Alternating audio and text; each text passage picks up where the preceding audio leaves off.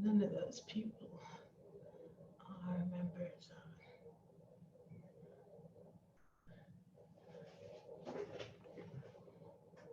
Oh, and Valentina, right? Gregory. Nope.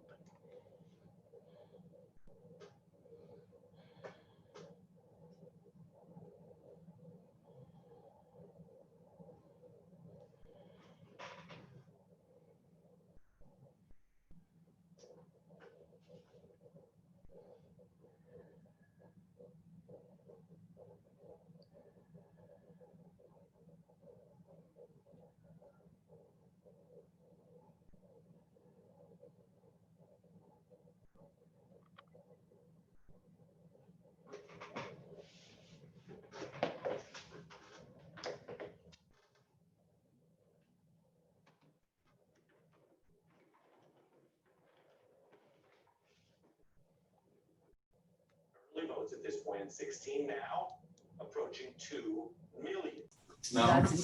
Please, everyone, mute yourself if you're not speaking. And please put your name and affiliation in the chat for attendance purposes. Thank you. I'm gonna start the meeting at 6:35. Okay, but remember that the recording is now running. Okay. No cussing.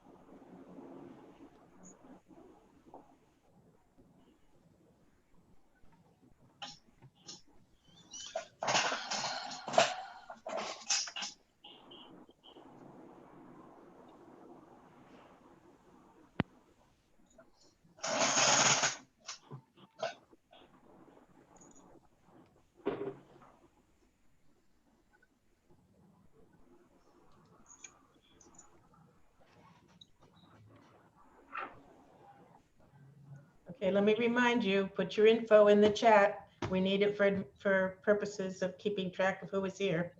Some people have done so, thank you.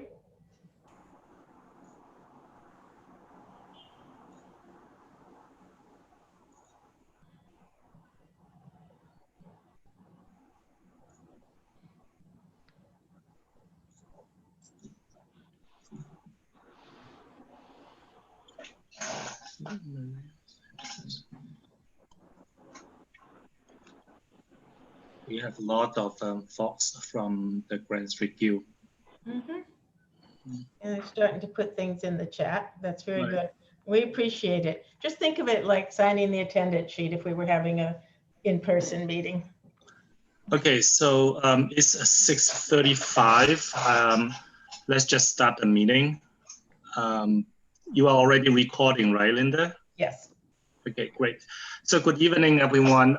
Welcome to CD3 Land Use Committee meeting for Tuesday, October 20, 2020. We are conducting the meeting through Zoom tonight, and my vice chair, Linda, is managing the Zoom platform, and she is going to give a brief introduction about the Zoom functions and also a little bit of the guidelines. Linda? Okay. So I already mentioned the necessity for putting your info into the chat. The other thing about the chat is that you should not use it to conduct a parallel meeting. If you want to say something, you should raise your hand. And if you don't know how to raise your hand, if you're using a computer or a Mac, you bring up the participant list. And at the bottom of that list, you will see raise hand. And if you're using an iPhone, I don't know if anybody is, there's three little dots off to the bottom of this right-hand side. And if you click that, one of the functions is raise hand. I think that's all that we need to know. Do you agree, Jackie? Yes, thank you, Linda. Okay. I just want to emphasize again that the chat box is really just for signing in, and please do not use the chat box to share your points of views or discuss any issues. Otherwise, you will be removed from the meeting. This is just a CB3 policy. And also, Linda mentioned before, whenever, like if anyone wants to speak during the public session, also the committee session, please raise your hands and get recognized by the chairperson first. This is just to maintain the order of the meeting so we can move better. And then next, Michael, can you please do a roll calling to take attendance? Sure. Jackie Wong, Yes. Linda Jones, Yes. Michael Perles,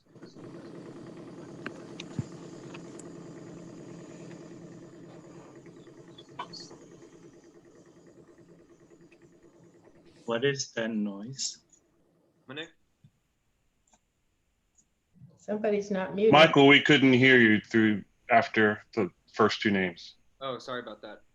Dominic Berg, can you hear me now? Yes, I can hear you. I'm here. Thank you, Or Dominic. yes. Jonathan Chu, Can you guys hear us? Yes. Okay, thank you. Hello, everybody. Hi. Jonathan Chu. I don't see him, okay. Herman Hewitt, Yes. thank you, Herman. Trevor Holland, Yes, and I take it we're also approving the minutes. Yes. No, this is just for attendance. Okay, yes. Kaplan, Yes, I can barely hear you, but yes. And so we're going to take a separate vote on the minutes? Is that what's happening? Something like that. Well, I can talk, but it's You're not. on. You have okay, I'm gonna go off video because I think my internet is down. Linda, we may have to mute certain people. Yes, I would say so, if they don't mute themselves. Olympia Kazi, We gotta give it the.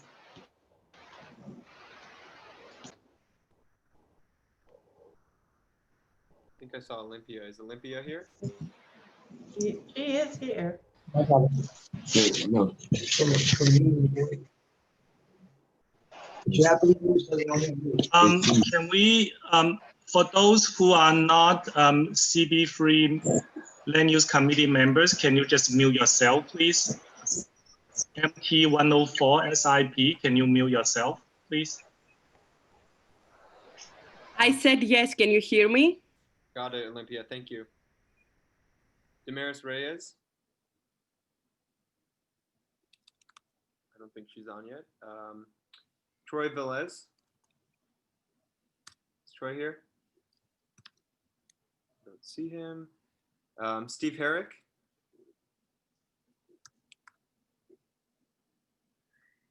Steve, I see you in the participants. If he just joined, he might not be quite ready yet. Okay, I'll go to Tim Laughlin.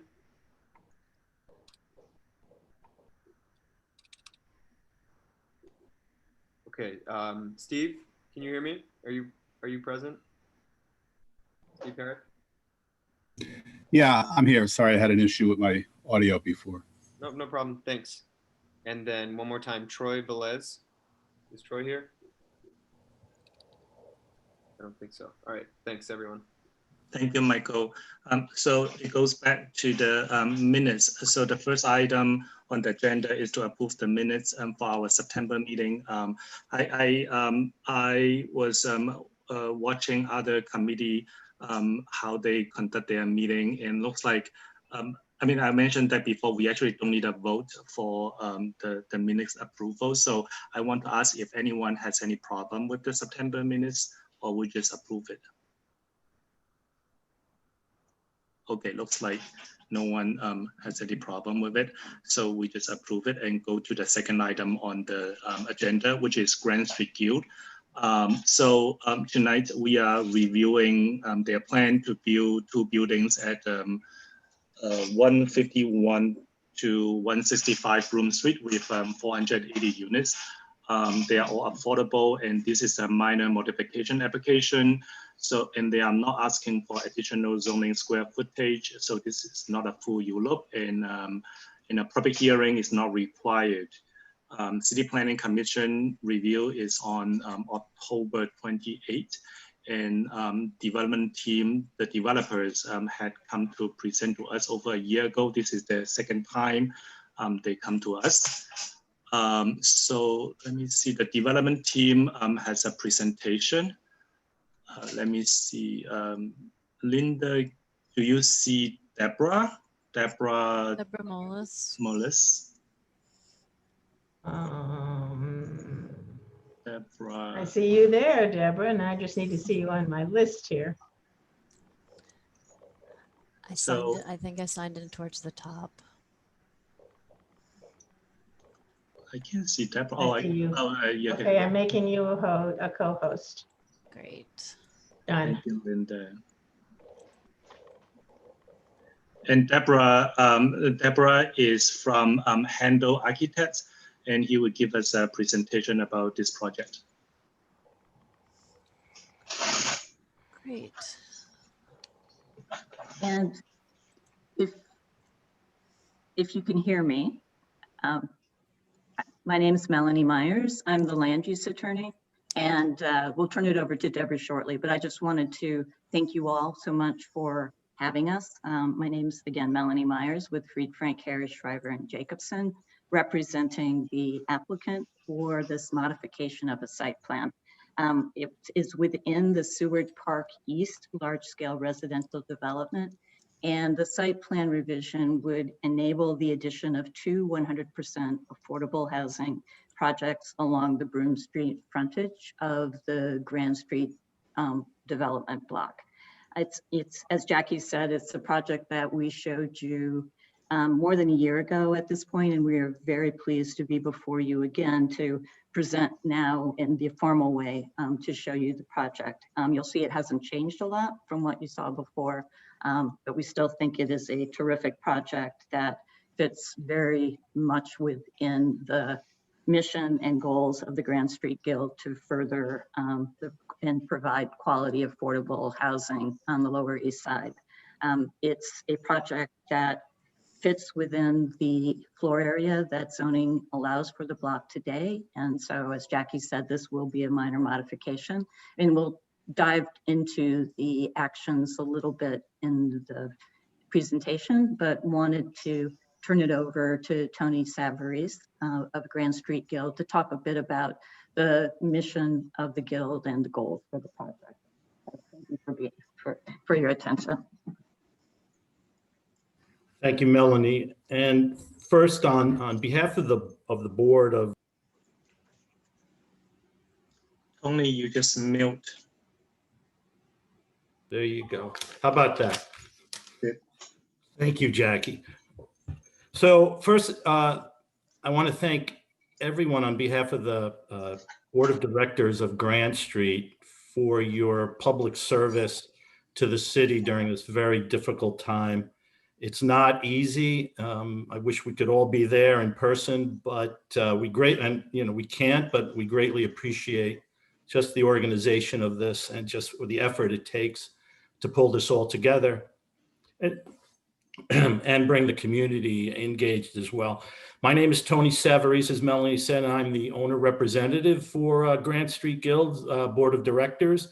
Grand Street was formed, as you can see, in the early 1970s, and it's a member of Catholic Homes, which is an affiliated agency of Catholic Charities, Archdiocese of New York. The mission of Grand Street is to provide affordable housing, create 100% affordable housing, and provide social services to support the community. I'm pleased to say that we previously submitted for tonight's meeting 44 letters of support for the project, and of which 33 are from residents of Grant Street, and 11 are local not-for-profit and social service providers, including Educational Alliance, Chinese American Planning Council, and Vision Urbana, among many other fine community participants. The Grant Street's focus of the board is completely the Grant Street campus. And we agreed to a use restriction, as you can see, guaranteeing affordability through 2050. If you can go to the next page, Melanie. During my time, which has been almost 15 years, we have invested quite a significant amount of into the property. And as you can see, we undertook from 2009 to 2012, a $60 million project to upgrade throughout the property and to do some significant work, including renovation of the residential units, the kitchens, the baths, significant and critical facade work, and other modernizations. We continue to reinvest and improve the existing property. And so, for example, in 2019 into 2020, we completed improvements such as complete window replacement and door replacements throughout, and installation of security cameras in the stairwells. We now have several really interesting and critical improvements underway at the property. I just call your attention to a couple of things. One is the expansion of the management office to include social services programming and a food pantry for the community. We have created Wi-Fi hotspots throughout the property in the public areas, and are looking extensively into providing Wi-Fi throughout the buildings. It's not the easiest thing, but we're looking seriously into doing that. And we have improved the air conditioning in the community room and throughout the laundry rooms in the property. And so the commitment is there, as the slide says, completely to the campus. We're very excited and greatly appreciate the time you're taking. I'd like to turn it over to Deborah, who's going to take you through the critical part of this presentation. Thank you. Great. Thank you, Tony. I do have to note that there are people that are wanting to be admitted to the meeting, and it seems as though, since I am now the presenter, I just wanted Jackie to make you aware that I am admitting new people to the meeting. I think you should leave that to me, but I don't see them. Right. I think it's because I am the presenter. I think so. So I don't know how to overcome that. So I guess I'll continue to do it. So we're going to use this slide here to just remind everyone of the existing conditions on the site. There are 3 towers on the site, each with 200 apartments for a total of 600 apartments. And the site does not include the church and the private condos that face onto Broome Street. There is also an existing maintenance building on the site right now. Currently, there's a parking garage and a vacant, what was a daycare center that is now vacant. 2 sites that are available on the property. So land use diagram showing the adjacent Essex crossing and the adjacent residential uses, as well as a really nice varied mix of community facility and retail that we know about. Currently on the site, it's R8 zoning. It continues to be that. We are not asking to change the zoning. And as Melanie noted, we are not asking to change any of the zoning rules that are currently in place on the site. So this is a review, again, the 3 100% affordable buildings that are on the site, parking garage, pharmacy, 1-story building, maintenance building, for a total on the site right now of 561 to 99.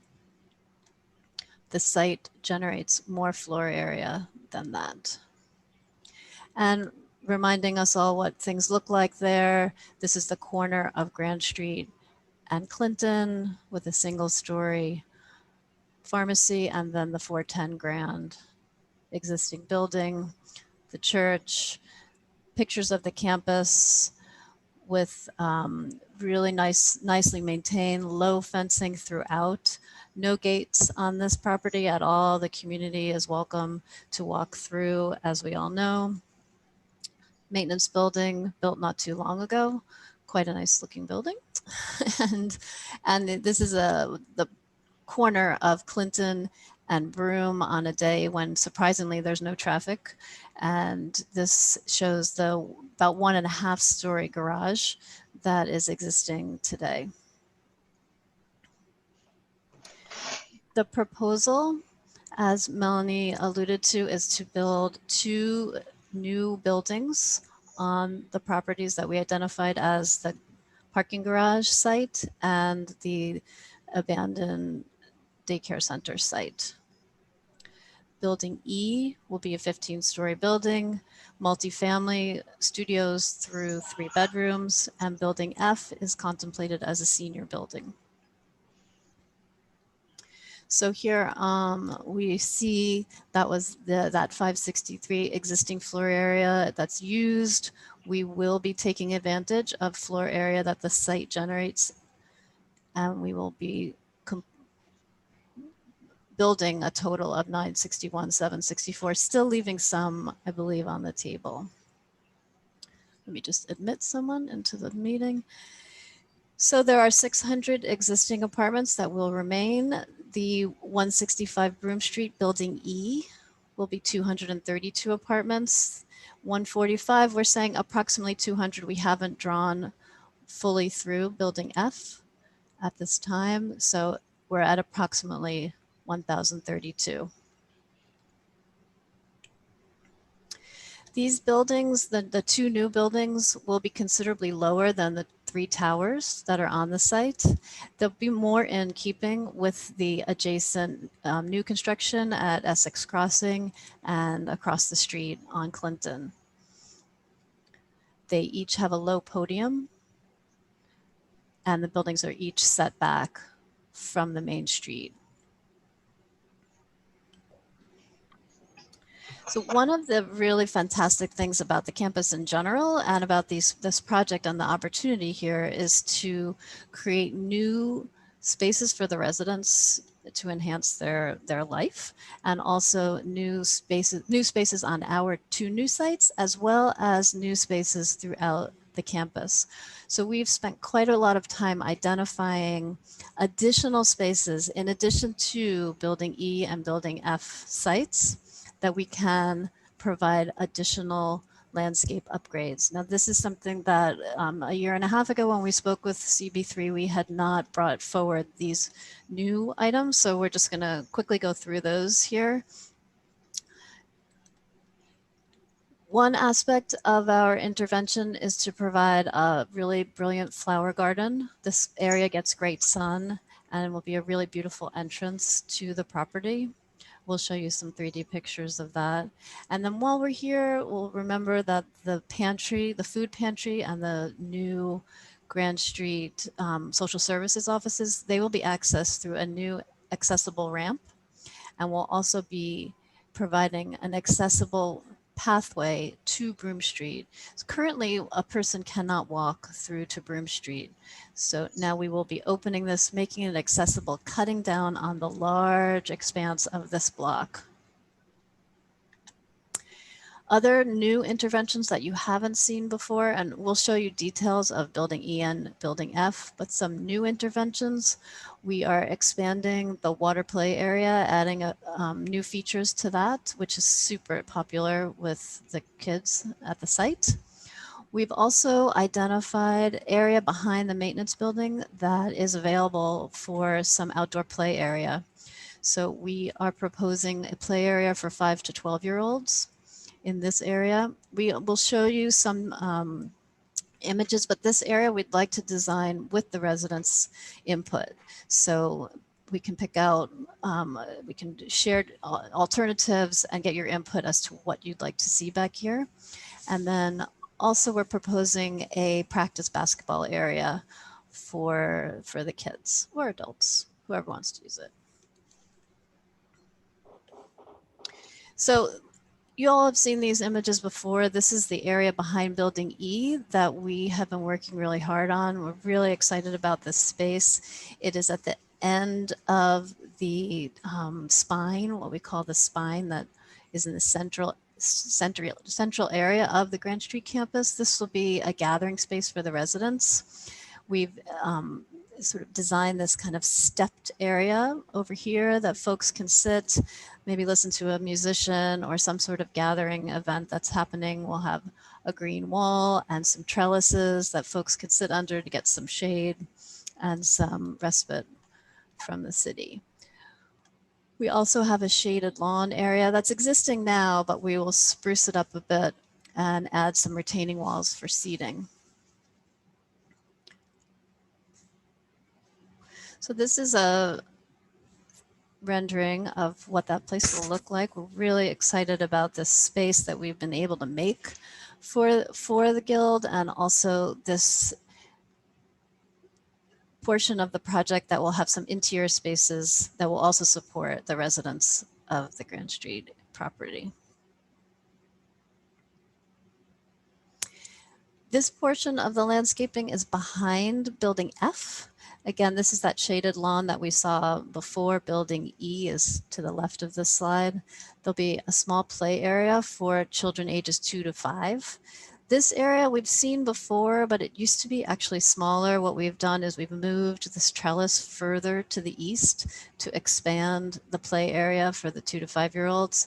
Took away a little bit of the senior gathering area, but we thought that was really valuable space to give to the little kids. This is a rendering of the building as we have designed it. This project does have a parking garage at the base of it that will retain the parking spaces that are required on the site. So this is a 2-story above grade and 1.5-story below grade parking garage to accommodate for those spaces. These spaces are earmarked for the residents in tower in the 3 existing buildings. These parking spaces are not for these folks. So there we have a secure way for the Grand Street residents to enter into the parking lot and get to their cars. This portion here, we work with city planning quite a bit actually to, Clinton Street wants to have some storefront on it.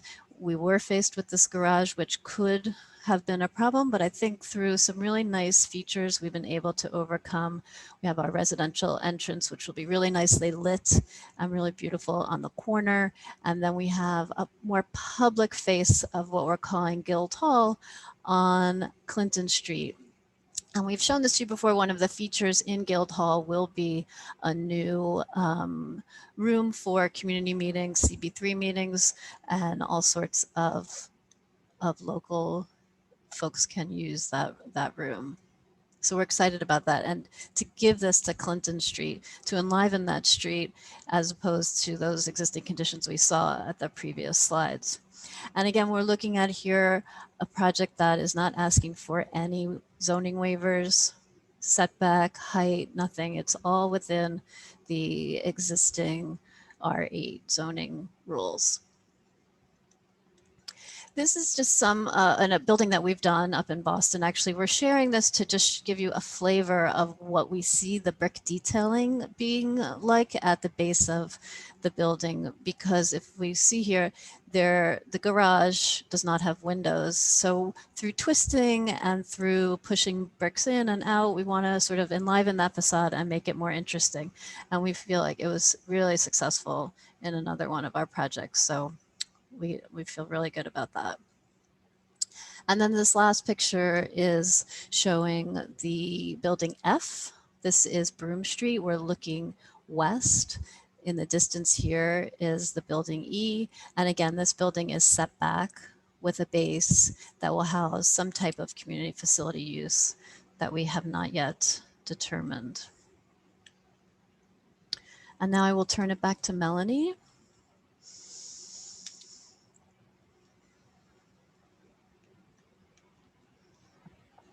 There we go. So just now going back into the details of the application. When we came to you before, there were really two actions that we talked about. One was the technical cleaning up of the large scale itself, which used to extend west of Essex Street. And so one of the things that we had talked about that needed to happen, and in fact has been done by an earlier action by HPD, was to separate the eastern portion of the large scale to create its own little large scale. That allowed for the Essex Street crossing project or the Essex Crossing project to be in its own large scale. So that was a sort of technical action that has occurred at this point. And so what we're really looking at now is the area that's within the yellow, and in particular, that primary block that Deborah's pointing out. And this is the site plan as it exists prior to the action that we're proposing. And so the main action would be a modification of the site plan to show the two new buildings. And I think Deborah has that on the next slide. So this will be the new. It's colored, you know, and it will, you know, but so it's not quite the technical drawing, but the site plan will be modified to show the location of the two buildings. There'll be a building envelope for those buildings that will limit how the buildings can be built out over time. It will show the pathways that Deborah described, show the amount of open space that's part of it.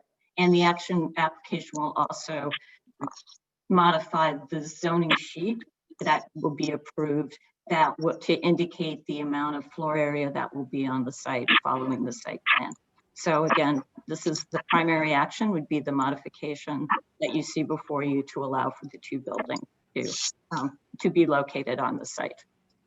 Jack, I'm sorry, I cannot understand what is the modification in this drawing. Can you explain it? Sure. So can we go back to the drawing before? Again, this isn't the greatest drawing, but right now, which is Deborah's pointing out, is the parking garage that exists today. That was part of the approved plan. And then prior to this, and then this is the community facility building, which had housed the daycare until somewhat recently.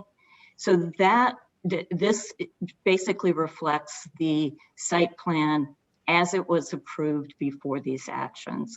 With the proposed action and with the proposal to add the two buildings, the garage building at the corner of Broome and Clinton is changed from a garage building to the 15-story residential building. The community facility building is replaced by building F, what we call building F, which would be the 16-story affordable building. And this plan actually also shows the facilities garage that's at the corner of Pitt and Broome Street. That's an existing one-story building, and the site plan will be modified to show that that is part of the site as well. Does that answer the question? It would have been helpful if you had an overlay of how you are changing these things and what is the impact. It's not easy to understand because you are using two drawings, but thank you for trying, I guess. Okay. I think the only other thing we could do, Deborah, there is an earlier drawing, but we have to go back quite a bit to show kind of the existing condition site plan. So this again is showing parking garage and is showing the community facility building. And those are the two primary changes that would be made. They would be turned into the 16-story building at the corner and the 15-story building at the corner and the 16-story building in the mid-block. So this is the change in addition to landscape upgrades. So one other thing that we have as a new material is a sort of fly through the space so that you guys can get maybe a better understanding of where we're going with this project. So I would like to share that with you. I will just pull it up here on my computer in a moment.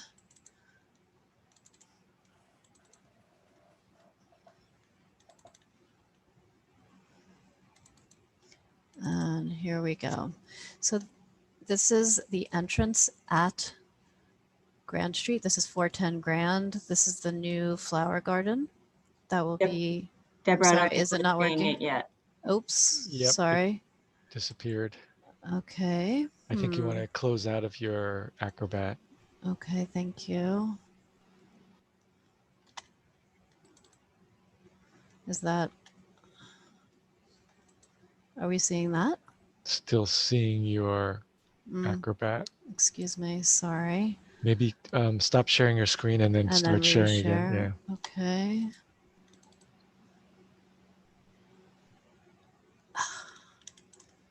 Sorry.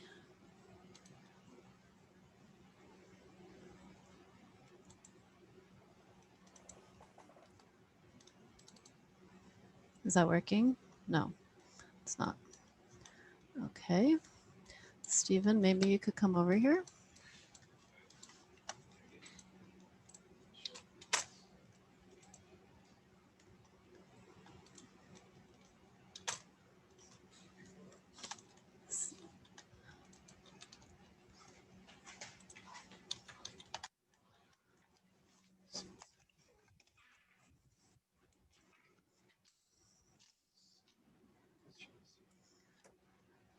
Zoom is here.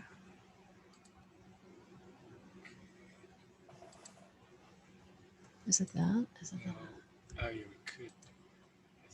This will show exclusively this. Okay, I haven't seen that screen yet, so that should be it. Can you check and make sure everyone can see it? Can everybody see that? I'm able to see it. Okay, great. So here we see a view. We're starting on Grand Street, looking north down down towards Broome. On the right is the new flower garden that we're proposing. And here we're going to turn around to the left to see the new resident gathering space, the new guild hall space, new trellises, and some bench area. This is that stepped area that will overlook the plaza area. And now we're looking east. We're looking down the spine of the project, past on the left, the child's play area, the new building F on the left.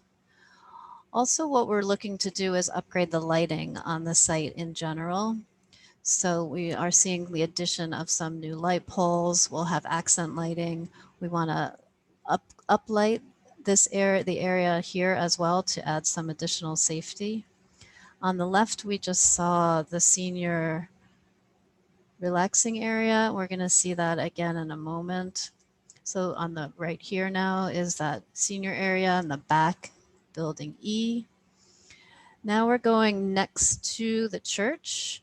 This area we've targeted as we want to increase the lighting back here for sure. And as we turn around here, you all know this oval space, we are going to increase the water park area and add some additional features there. And then as we exit there, we're going to get back to looking towards Pitt Street. We'll be adding this trellis area again to make a little area where people can take a pause, have a conversation. And this is to show the park that we're proposing that we will ask for community input, resident input.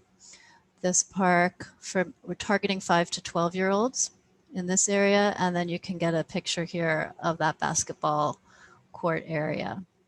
And now we're looking west towards building E in the distance, down that spine. I get a picture of how that will look.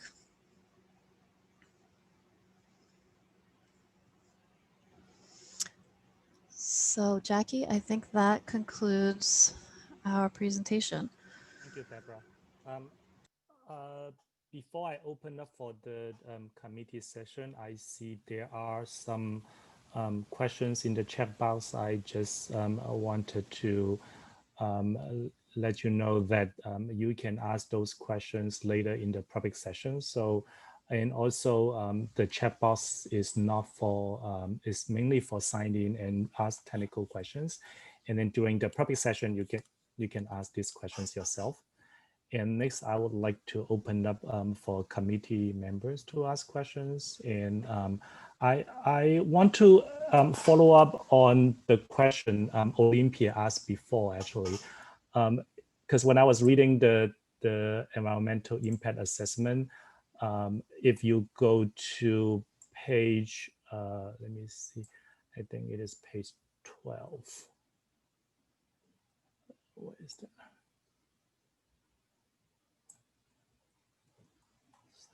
17. Yes, page 15. I'm sorry, page 15 of the EAS. It says that your gross floor area after the merging of the 3 lots, the gross floor area would increase from 45,000 to 95,000. But at the same time, I know you are not seeking additional square footage. So how is that being calculated? I just don't understand your calculation. Sure. And to be clear, we are adding floor area, as Deborah said. There will be more floor area on the site after the project because we're adding 2 buildings. Right. But from a zoning standpoint, the amount of floor area that's being proposed is allowed by the R8 zoning. So, and from a zoning standpoint, I'm going to talk in floor area ratio, which I think probably everybody here, the committee knows about, but zoning allows for residential to a floor area ratio of 6.02 in R8 zones with a bit more community facility. The project, all said and done, is going to be 5.88, I believe. So it's a little bit less than what zoning would allow today. But we're taking advantage, or the site plan amendment will allow us to take advantage of the amount of floor area that's permitted under an R8 zone. Does that answer the question? Okay, thank you. Sure. Any other questions from the committee? Trevor? Hands up, yeah. Trevor? Thank you, Linda. No problem. Sure, and I'm just going to ask a couple technical, and hopefully the other committee members can fill in for some of the questions. And when we looked at this last year and up until this point, we were calling this a minor modification to the plan. And as you know, I'm pretty well informed in minor modifications and LSRDs. So I'm just trying to figure out where you're getting the minor modification language from, because this is not a ULURP action. That would be for Melanie, probably. Yeah, so what we're seeking is a modification to the site plan for the property because it's within a large scale. Some of the existing buildings received height and setback waivers, so we're not changing those, and our buildings are going to be consistent with, will be consistent with all the bulk controls for a under the R8 zone. So we see it as again, it's a modification of the site plan. And because there are no additional waivers required from a zoning standpoint, we are treating it, and we're going through the process that we're going through that has the advisory recommendation from the community board, and there'll be an action by the City Planning Commission. No, I understand that. I was talking about the wording minor modification, which is listed on our agenda and what we have been following since last year when this was presented. You've revised your language a bit to say modification. So my question is, this has been deemed a minor modification. Are you saying this is no longer a minor modification? It's treated as a modification to the site plan. It's minor in the sense that it is not requiring any additional zoning waivers. So from a terminology standpoint, if you'd like to think of it as a minor modification for that purpose, I think that's fine. I think that as part of the discussion that you certainly were very deeply involved with on another project, there was discussion with city planning about what the terminology, what terminology makes the most sense. And so, because what's really happening here is the change to the site plan. I think, the terminology may have evolved a bit, but it's the same process as was discussed a year and a half ago with, maybe some slightly more current language. And I understand that, but I'm still trying to get to a point, and I'm going to just finish this up and allow other committee members to ask questions. And if there's time, I'll come back. But if you could send me the citation or where this allows you to do a minor modification, that would be helpful, because I've not been able to find anything that allows for a minor modification unless it's a ULURP. And in some cases, it doesn't even allow any ULURP. But I'm specifically looking for citations for the minor modification. If we could get that before the end of the meeting, that would be helpful. And Jackie, you can go to the next committee member because I don't want to take up too much time on that particular issue. Thank you. And I wondering if the minor modification is decided by DCP or by the applicants.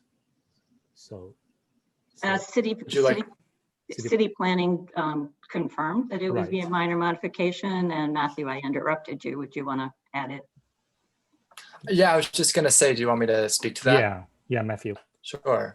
First, hi, everyone. It's good to see you again. I haven't seen you in a while, so hello. Yeah, so this is a minor modification or a non-ULURP modification to the site plan is another way to call it. So like Melanie and Deborah have been saying, this doesn't alter any ULURP actions that were previously sought. It's not seeking any new ULURP actions, and it's all otherwise complying with the underlying zoning. The specific action that's being sought is called a modification to a large scale development. What the commission's purview is on these modifications is to determine that they are minor, essentially, that they don't require any waivers, that they're not altering previous waivers, and that they are otherwise complying with the underlying zoning. And so that's what the action is making that determination. Thank you. And Matthew, if you could send that to me, the specific language of the citation or the authority that allows for minor modification, including from the commission, that would be helpful. So if you could send that to me by the end of this meeting, it'd be helpful. Okay, I can try to find it, but it may not come by the end of this meeting. That's okay. Thank you, Matthew. And next, I would like to go to Olympia. Thank you, Jackie. So I have comments of two natures. So the first that I wanted to say is, because we've already seen this project before, I think we had already given you some specific feedback. And so it would be nice if you have kept record of what we had asked back then, if you could tell us, how you address that feedback that we already gave you originally.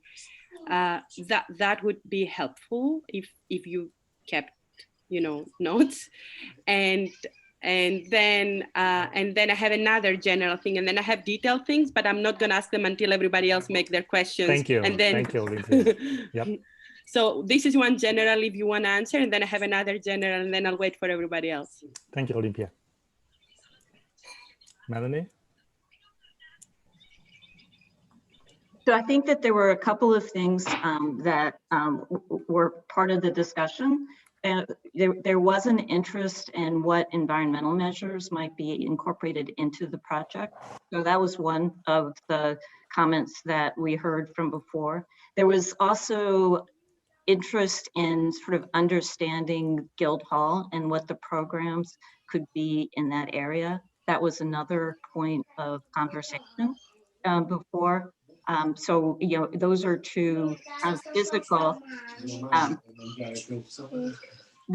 those are two elements that were part of the conversations. And I don't know if Deborah, if you wanted to mention some of those points. Sure. So for the sustainability goals on the site, first of all, Enterprise Green Communities, of course, because this project is 100% affordable and needs to comply with HPD. And then also, I actually have a really vested interest myself in improving, just through very particular details, the way the building is constructed. For instance, the windows in this project will be, they're very high performing windows. So Sorry, before we take more time, I didn't ask about this kind of details. Actually, I am happy to see the project, but this is not pertinent to the work of this committee. I think we had other kind of concerns back in the time in terms of impact, density, quality of life, that, you know, given the amount of influx of new residents would have. And maybe we can talk about it later. The second comment that I had was, it was very hard to read your drawing about what is this minor mod, even though I am a licensed architect. So I'm assuming the other people had even tougher time than me. And so my question is, when we're saying that, and by the way, I'm licensed in Europe, not in America, because here I'm doing another kind of job, but in terms of the minor modification and the site plan change that you guys are trying to get approved, is this basically relocation of the amenities? Did I understand you correctly when you were showing those two drawings, and build up? Or the location is the same, but the modification is the build up? the modification is to assemble these two new buildings. Right, so those are changing the site plan, right? Right now, there's a parking garage and a daycare center. They're a single story each, or a story and a half. So we will be replacing those with two buildings. And then we are doing various landscape interventions. But the footprint of those facilities, you are not moving it around. You're only basically building it up. No, we are changing the footprint. We are not on the exact, there's no requirement to be exactly as per those existing buildings. That just is not a requirement of a site plan modification. As long as you are modifying it within the legal rights, you know, which is what we're doing, then that is the proposal, is to modify it in the way that we are showing you.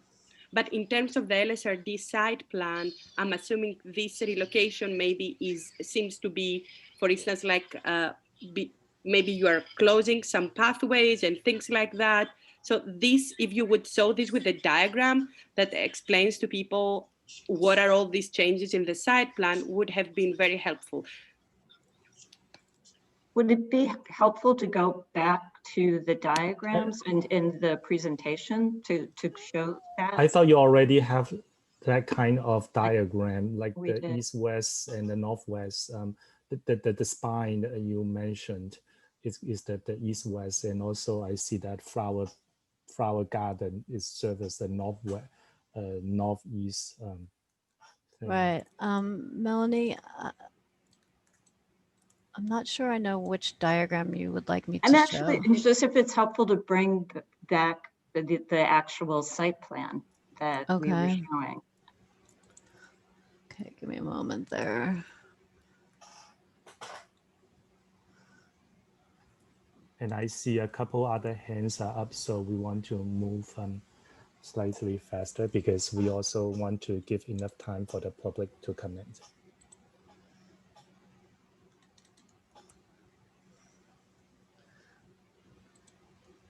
Can you see that screen now? No, this is your PDF. You have to go back to your presentation. Animation. I don't know why this is happening.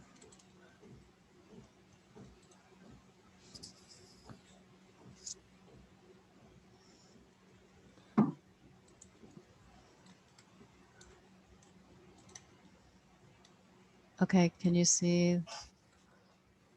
Do you see the presentation now? Yes, and you want to go to your number 13, I think. No. I would think number 8. Number 8. You can't see it? Right.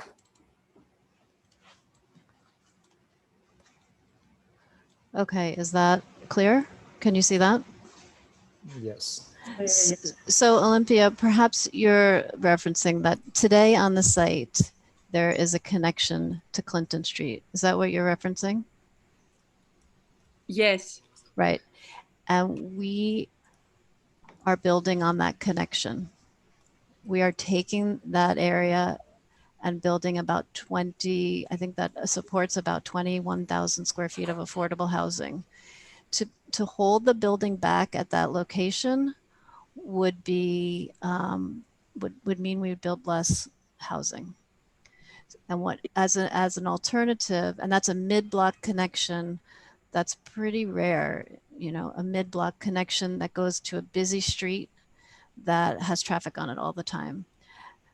As an alternative, we are reviving the closed Attorney Street to open that connection up, which is on a longer block. And in our study of the site, provides a connection that is really valuable as well. So I think that's what you're alluding to. That is a change to the site plan that we are making.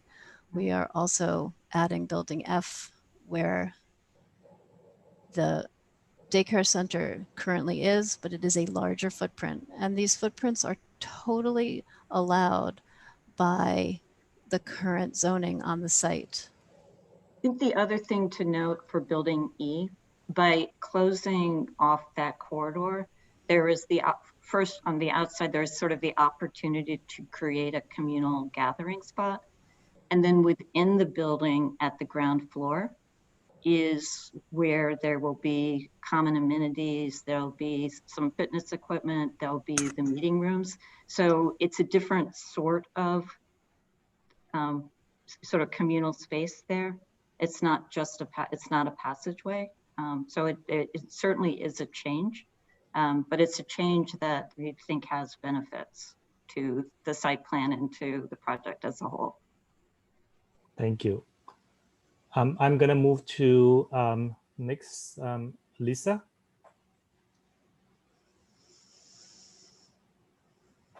Lisa, you are mute.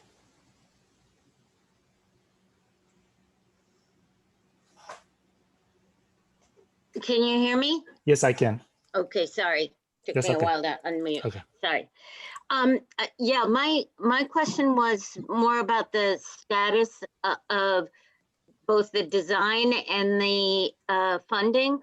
I thought I heard you say that the design of building F wasn't as far along. Did I misunderstand that? And is the funding in place? And can you talk a little bit more about what your timeline is?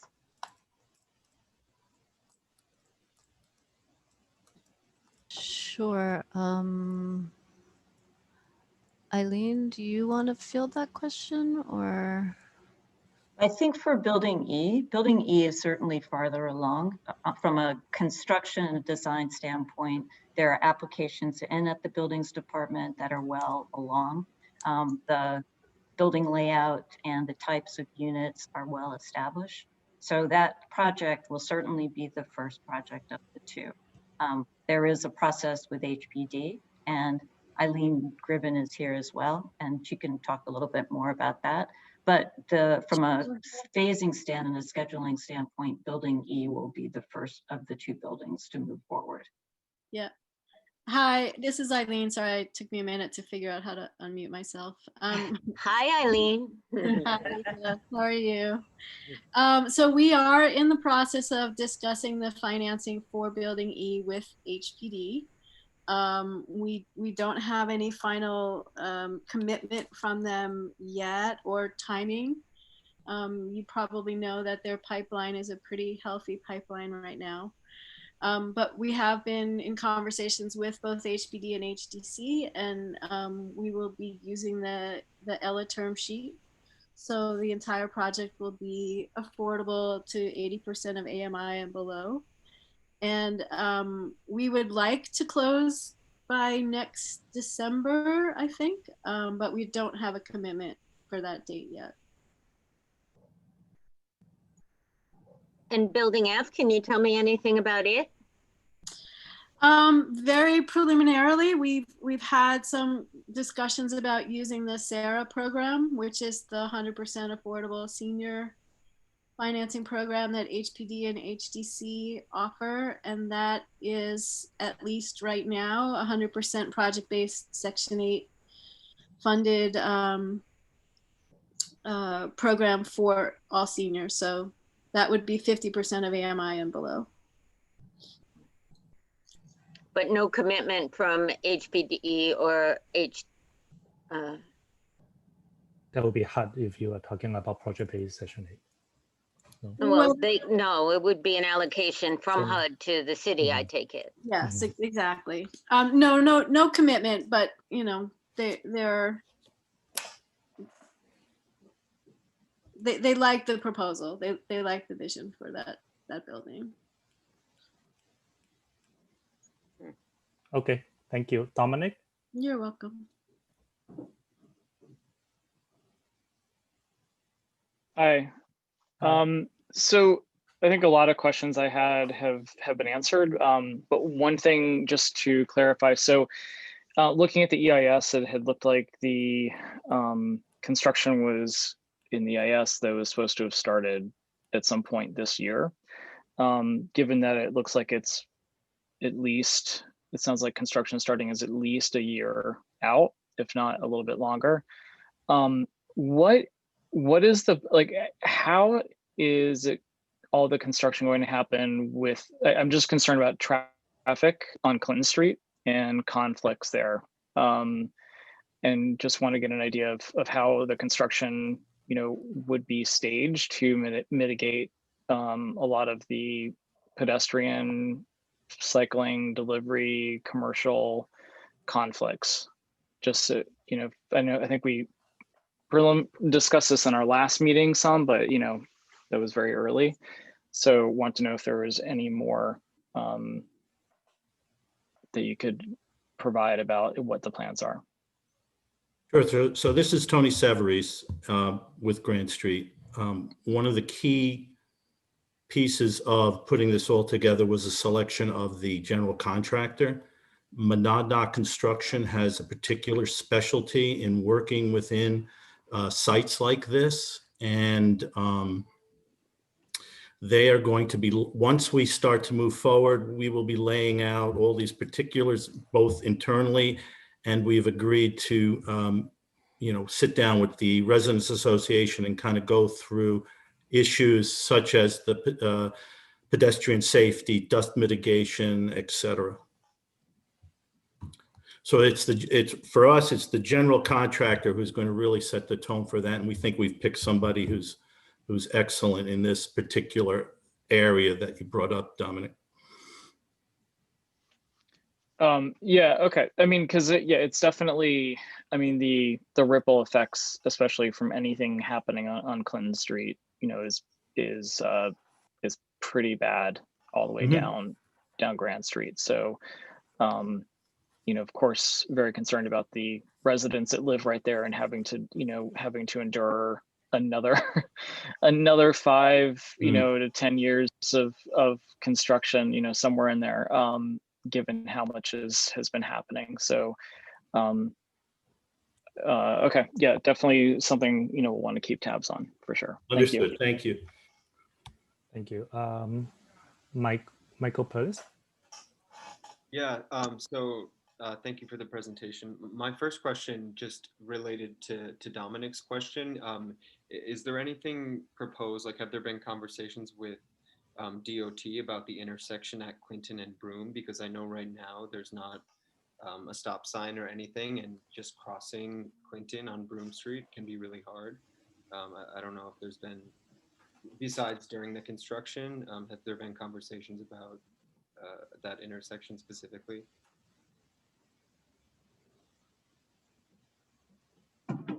This is Melanie.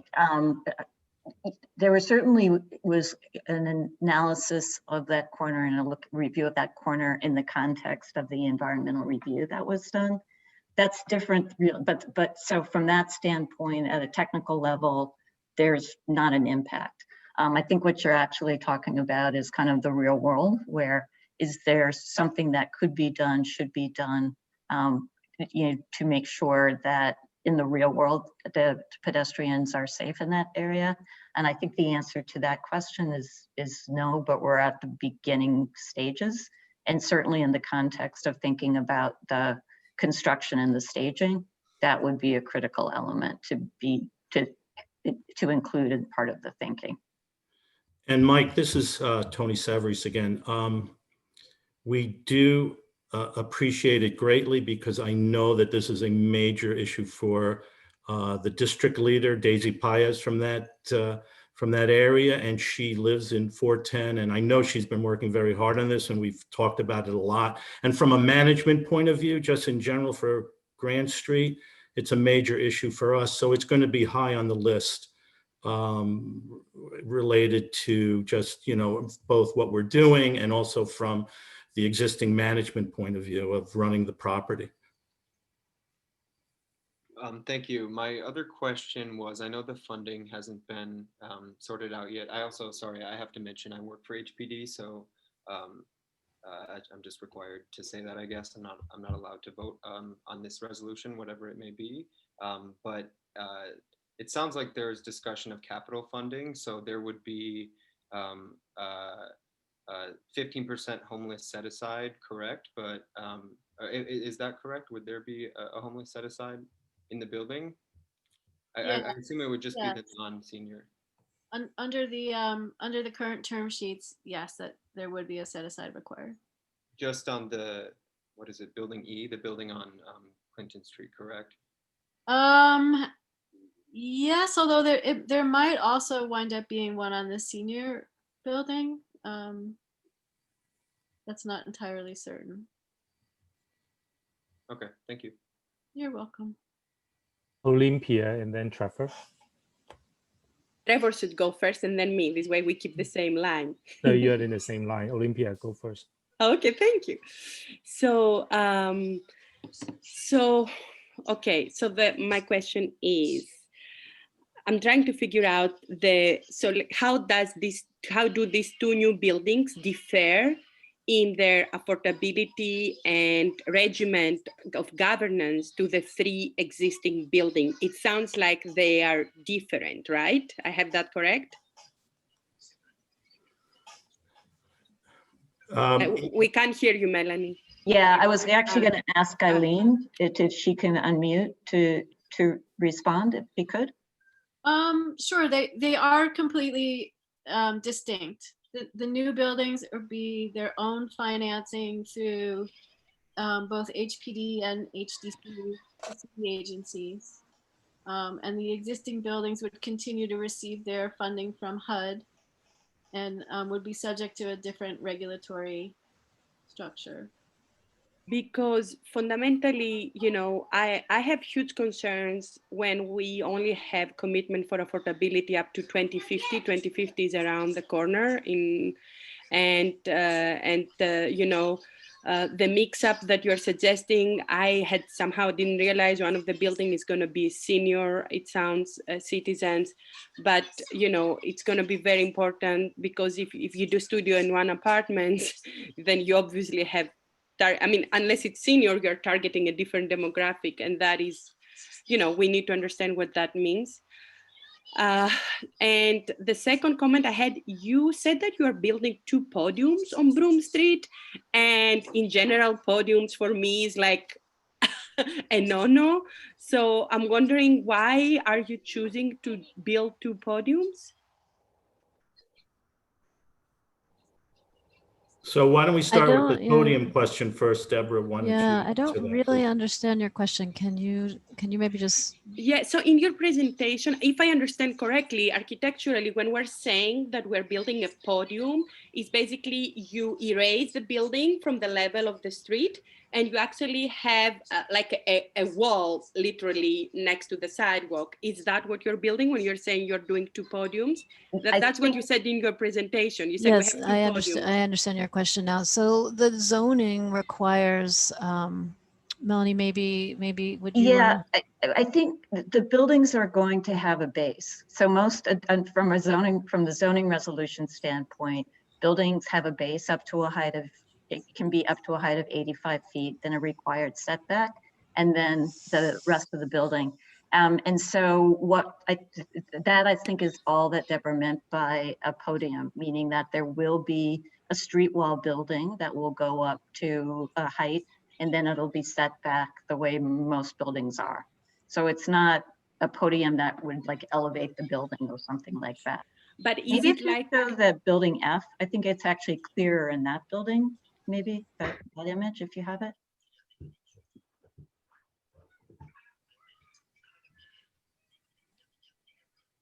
Sorry. Excuse me.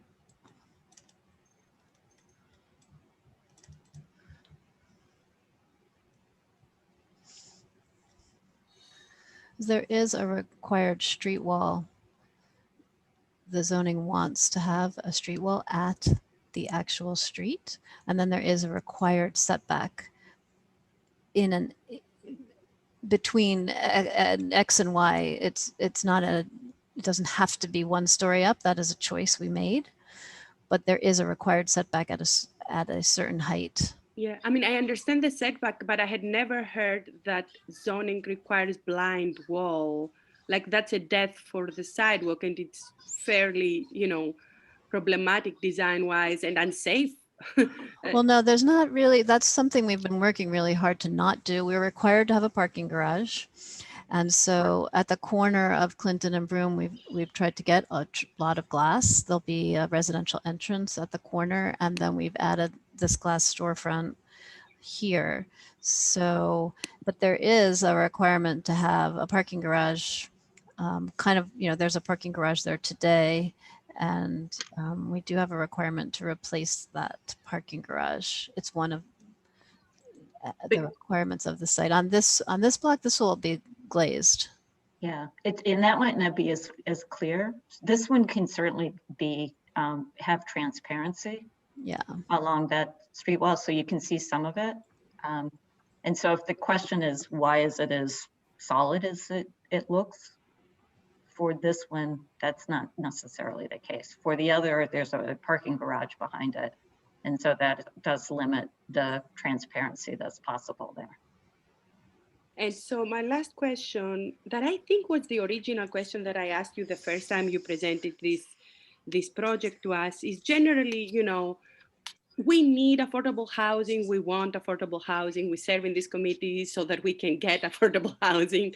But we also, we do not want to create unlivable conditions for human beings, especially during the pandemic. Everybody has realized how light and air in the proximity is valuable and is important.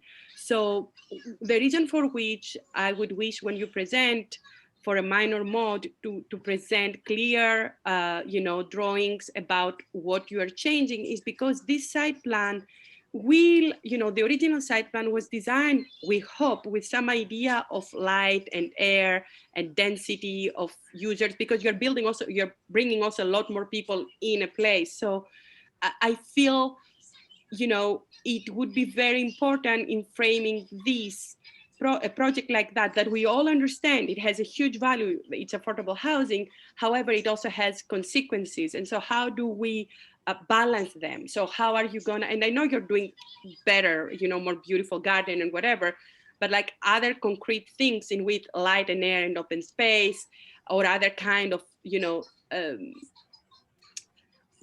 how do we call them? Like things to balance the negative impact, because it is an urban environment and light and air is very, very important. Deborah, do you want to address that question?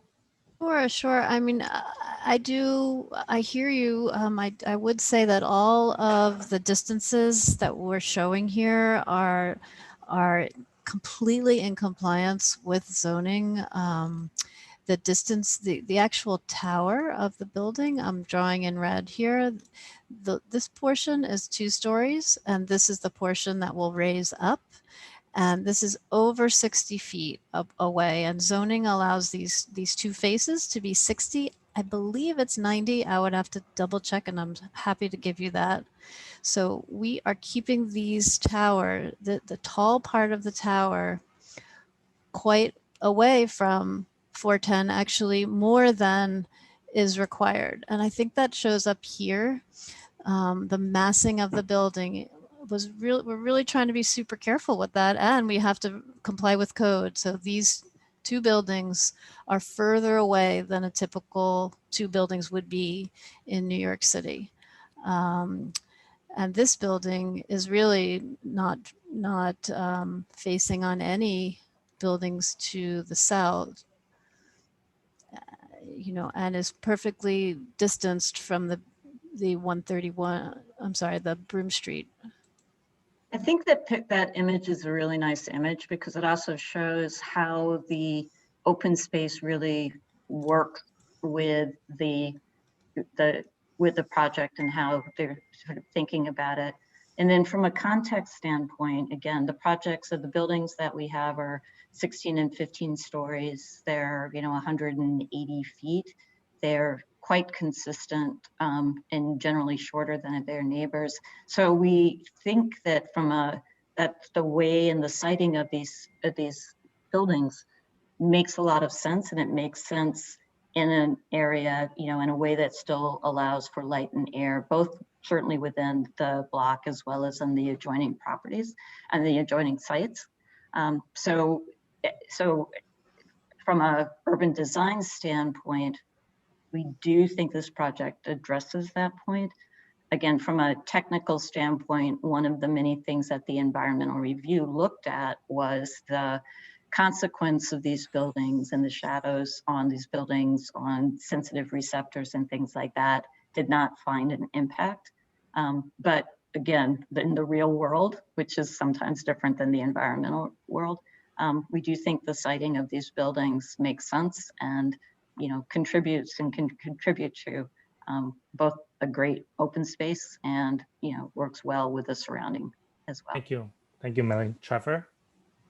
Hi, Jackie. I promise I'll be brief. I'm seeing 80 participants in the list. Yes, so yes, I'm thank really, you. and I've been on that side where it's been tough to speak, and I'm going to leave most of the residential questions to the folks who are in that participant list. But two questions. You mentioned that you're replacing the parking garage. So the first question is will the residents get a temporary space? And if so, will they be required to pay a portion of it, or will it be subsidized? You also mentioned the playground, and just clarification, is this area, the entire area, considered private, or some of it considered public plaza? I imagine that if it's a playground and it's for residents, that input or that session will be for all residents in those buildings. And you've determined that it's important. You've determined that there's been no impact to the surrounding neighborhood. I would take it. Most of the amenities and enhancements are for the residents of the Grand Street Guild, which is fine, and I would see it that way. I'm just wondering, were there any other amenities or proposals to anything outside of the Grand Street Guild itself? So the amenities are generally, this is Tony Severies, Trevor. The amenities are going to be for the all residents of Grand Street, and there will be community-oriented programming through social services and working collaborations with the community not-for-profits and social service providers to use the community spaces that we're building out, in addition to providing opportunities for the residents themselves to use that space, the RA to use that space. So it's something that we have some exciting plans for. But we see that space. The areas related to the public areas, the outside areas, involve a little bit more management related issues and just controlling access and such. So the amphitheater is mainly for example, the residents of Grant Street. And I do want to stress how much the guild is so proud of that. There are no fences, there are no gates. You know, adjacent developments have these 8-foot tall gates with, you know, wire at the top. And here these gates, there are no gates, and the community is able to walk through at their leisure, and they do. And so we just really want to remind everyone of how generous that is to the community. And the temporary parking. Oh, sorry. So Trevor, the temporary parking, we have a very substantial temporary parking program for the existing garage occupants. And, you know, frankly, you know, our understanding is that we did not have to do something along those lines, but we decided to put together a very comprehensive program for folks where they could either receive stipends to park in the neighborhood or go to another property that we are affiliated with through Catholic Homes and not pay anything for their parking. During this time period, the residents who are parking cars will not be charged for the parking. But we, you know, I could share that program with anyone. It's rather comprehensive. We're spending a lot of money on it, and we're actually quite pleased with. We have been reaching out to everybody in the garage, and generally speaking, it's been well received, I believe. Thank you. Lisa, Oh, you have a hand? Lisa, you are muted. I just wanted to get clarity when Mr. Severese is talking about Grand Street. He means the residents of the Guild. Is that correct? Yes, the all. Yeah, the I think three you should call existing- it the Guild. It's very confusing when you Yeah, I'm say sorry. It's the three buildings. it's all. Oh, did I say the Guild? I'm sorry. No, you said You said- Grand Street. You should say the Guild. Okay, I'm sorry. You're right. I wanted Don't tell to. my board, please. So. I wanted to ask another question before we open up for the to the public. So for building E, I understand you are still in talk with HPD, and I'm just wondering, in your plan, in your own financial calculation, what percentage of it would be studio and 1 bedroom, and what percentage of it would be 2 bedroom and 3 bedroom for families? Well, I'd like to ask Eileen if she might contribute to that answer, if she's available. Eileen, I have that if you want. Can you show that, Deborah? Sure, no problem. So studios, we will have 27 studios at 11.5%. 1 bedrooms, 103 at 44.4%. 2 bedrooms, 76 at 32.8%. And 3 bedrooms, 26 at 11.2%, for a total of 232 apartments, one of which will be for a super. Great, thank you. Stephen? Thanks. Yeah, you mentioned the buildings are being designed in accordance with Enterprise Green Communities design guidelines. And I just was wondering if you are considering using passive house design for either or both of the 2 buildings. And if not, why not? Because Ella and Sarah programs, there are numerous buildings that have been designed using passive house.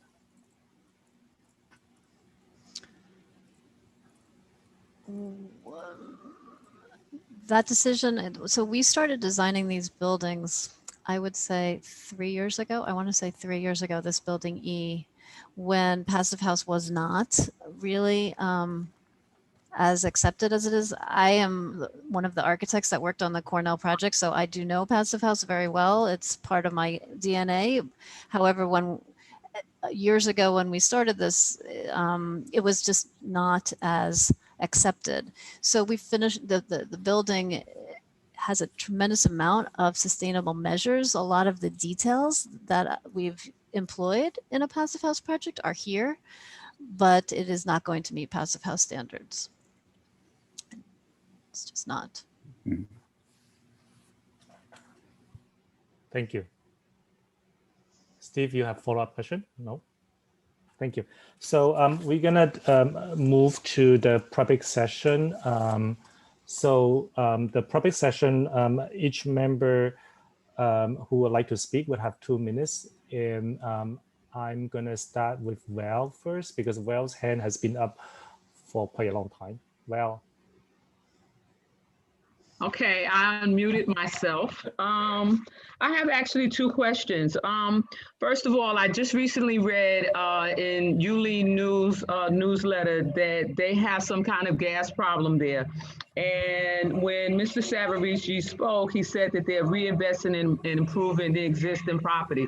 So what are you doing in terms of the gas issue? Because my understanding is whatever building went out, they expect another building to go out also. The other thing is, I'm from the Lower East Side Power Partnership, and I'm very positive that I went to a meeting once, and one of the things that the residents talked about was getting air purifiers because of the dust and construction. Okay, let me first answer the gas question. Many folks may know that the city now requires there's a local law 152 which mandates an inspection of the gas lines. In our effort to do a test of the gas lines prior to the official inspection, we discovered a leak on the first floor. And whether or not you find it or whether or not somebody else like Con Ed finds it, you're required to report it. That then necessitated a complete shutdown of 410 on Thursday or Wednesday last week. I have to say that between Wavecrest and help from folks like Sandra Southers and the RA and Daisy and your district leader and actually all the residents in 410, we were able over the weekend to get into 100. And as of today, we only have 7 apartments which were required to inspect as part of the process. So it's been an amazing example of cooperation between everybody, and what could have turned into a major 3-month, 4-month, we're hoping to reduce down to a 1-month outage. And it's only the cooking gas, but we really, and publicly, we appreciate everyone at the site that was cooperative and the effort of management. The second piece, I'm sorry, what was the second piece again? The second piece was air purifiers, but I guess the other question with the gas was that I remember when Gompers went out, they gave them, what do you call those things? Hot plates. Yes. And they were very dissatisfied with a family having to use a hot plate. So I guess the other piece of that question is, what are you providing that's better than a hot plate for a family? Well, that's it. If we want to talk about that, I can tell you that most directly, everyone did get hot plates, but in addition to that, our social services programming has just today, they signed over a significant food delivery program that's going to be helping the residents. I know that the RA has helped on some levels with food delivery, as well as Daisy Paez, who lives in the building. So we've gotten, and some of the electeds. And so we're trying to supplement that. We're spending, as of today, our president of the board signed a contract to provide meals that is going to be significant. And we have reached out to all of the people in special needs. You may or might not know, but we have a community healthcare worker program there at the property, and they've also been engaged and involved as well. So, what I'm hopeful that this is going to be reduced to, a few weeks rather than a few months. And so the next piece, again, air purifiers.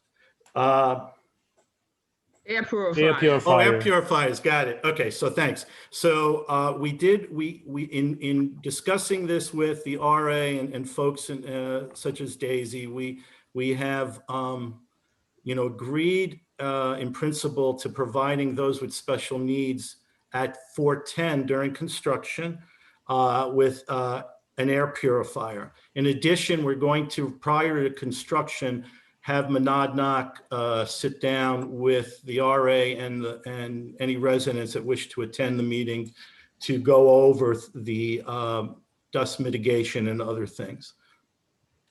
Okay. Thank I you. think somebody else will continue. Thank you. Thank you. Thank you. Sandra? Would you like the 2-minute clock? I will let Sandra, after Sandra. Okay. Thank you. Sandra? Hi, thank you. You all know, let me tell you, I'm the president of Grant Street Guild Residents Association. There are so many issues to speak to. I know I only got 2 minutes. The first thing I want to say is that it was really great seeing the things that we have negotiated, Tony, and goals and take root. We have been negotiating and requesting these amenities that you see. Everything here is a request from the RA.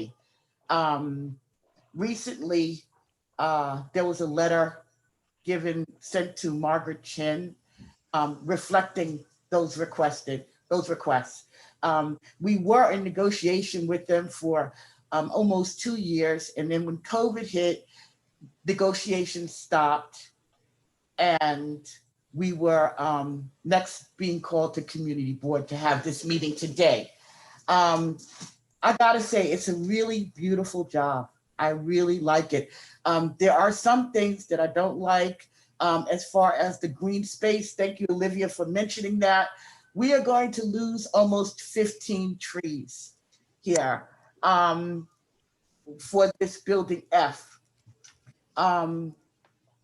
Right, other than that, the most important thing for us is that while this looks great on the screen, we have been striving to get a contract with them for these commitments, these promises. Jackie, I don't know if you shared it with the rest of the board, the letter from Margaret, but not the board, but the committee. The committee, I'm sorry. Oh, excuse me, or I would have got it too, right? The committee that outlines some things. So the reason why we need the contract, heard in the presentation, words like contemplation, like contemplated buildings, and no commitment from HPD. They don't even have a design ready for building F. I mean, all these things can be changed at a whim. And without a concrete contract or memo or understanding or something credible and tangible, then we are at their whim. Thank you also, Olivia, for mentioning the 2050, right? We asked also in the terms that it is extended, that we understand that Section 8 contracts are only in 20-year increments, but if they could give us some assurance that we are safe. They didn't like the word in perpetuity, but I've been here for 50 years since the building's opened. If you are that committed, you should not have a problem in writing it down. Okay. Okay, thank you, Sandra. Jackie, can I just ask Sandra a quick question? Sure. Because it was sent out earlier to committee members. I was under the understanding that that was an actual agreement. So Sandra, you're saying that's not an agreement, but more of a we're committed to this, but it's not an ironclad agreement then. Right, it is not an agreement. And what's most important is the fact that these elected officials may not be in office when they decide to build, when we need to, try to enforce these words. It is not enforceable. It's only a letter. It is not an agreement. So thank you. So I just a couple of quick comments. We have, as Sandra said, had quite a bit of discussions on these issues that are listed in the letter to the council member. A lot of them are tied to things that are beyond our control. That, for example, being that if the maximum agreement from the agency or the government is 2050, and that's what they're going to offer, we will sign up for it. It's just that's what was on the table. That's what the term sheet, and we fully, at each time that we had an opportunity to extend our Section 8 HAP contract for all 3 buildings. We did that. And we had the option to do that, but we chose to do it. And we are fully committed to 100% affordability.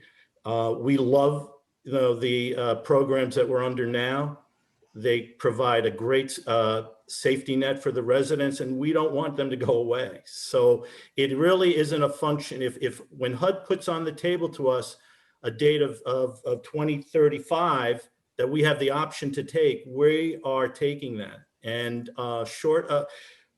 so we've had long discussions, Trevor. That's the only thing I can tell you. We were willing to put this very public letter to the council member out. And, so we felt that this was the best way that all parties could address these issues. So, that's why we did it. Thank you, Tony. Thank you. I mean, I don't want to give too much comment on that. I just feel like everybody should vote in the coming election, because Section 8 is really something decided by HUD. And we, in fact, it's not just this particular project. I think a lot of other projects also talking about their futures. Next, I would like to have Elise. Hi, everyone. Thanks, Jackie. So hi, my name is Elise High Street. I'm an organizer at Good Old Lower East Side. We've been supporting the Residents Association at the Grand Street Guild since fall of 2018, when they began to develop a response to the developer's initial presentation. While the tenants at the guilds understand and support the need for affordable housing, they recognize that the term affordable is broad and the negative impacts of construction and increased density in their neighborhood. This is why over the last 2 years, the Residents Association spent countless hours administering surveys and speaking with tenants to develop a term sheet that accurately represents the needs of the current community and puts long-term deep affordability for current and future residents at the top of the list. After a productive conversation with the development team earlier this month, we were disappointed to learn that ownership prioritized getting support letters from local community groups over entering into any sort of enforceable agreement with the Residents Association. The same day that RA learned ownership will not sign a contract, they were CC'd on a commitment letter to elected officials. This commitment letter, as we previously spoke about, is not enforceable for various reasons. And as you've heard from the speakers that will probably come after me, there are valid concerns about ownership's follow through on said commitments. A contract is necessary to hold ownership accountable and to give future residents the ability to continue to advocate for deep affordability. With no accountability process in place, the last 2 years of conversations and work mean almost absolutely nothing. To me, this is a clear disregard to the current tenants and all of the work they've put into this. If ownership is truly committed to providing deep long-term affordability, additional safety measures during construction, and prioritizing tenants' needs, then they need to come back to the table and enter into a contract. Anything short of that is just not enough. And to speak to what Tony just said, we understand that the development team can't agree to specifics around affordability at the moment, but we've had this conversation and we've both come to an agreement that we're happy to put best efforts language into this contract. So that's the kind of contract we would like to see, something that states best efforts that we can continue to enforce as time goes on. Thanks for the time. Thank you, Elise. Monica? Monica. This is not good. Oh, sorry. Were you talking about Monica Ha? Monica Ha, yes. Oh, yes. Hi. Sorry. I had a question about the proposed garage. I've been having a very difficult time with parking, and as being a recent tenant, I was told that there's no list, there's no waiting list. Is that changed now with this new proposed garage?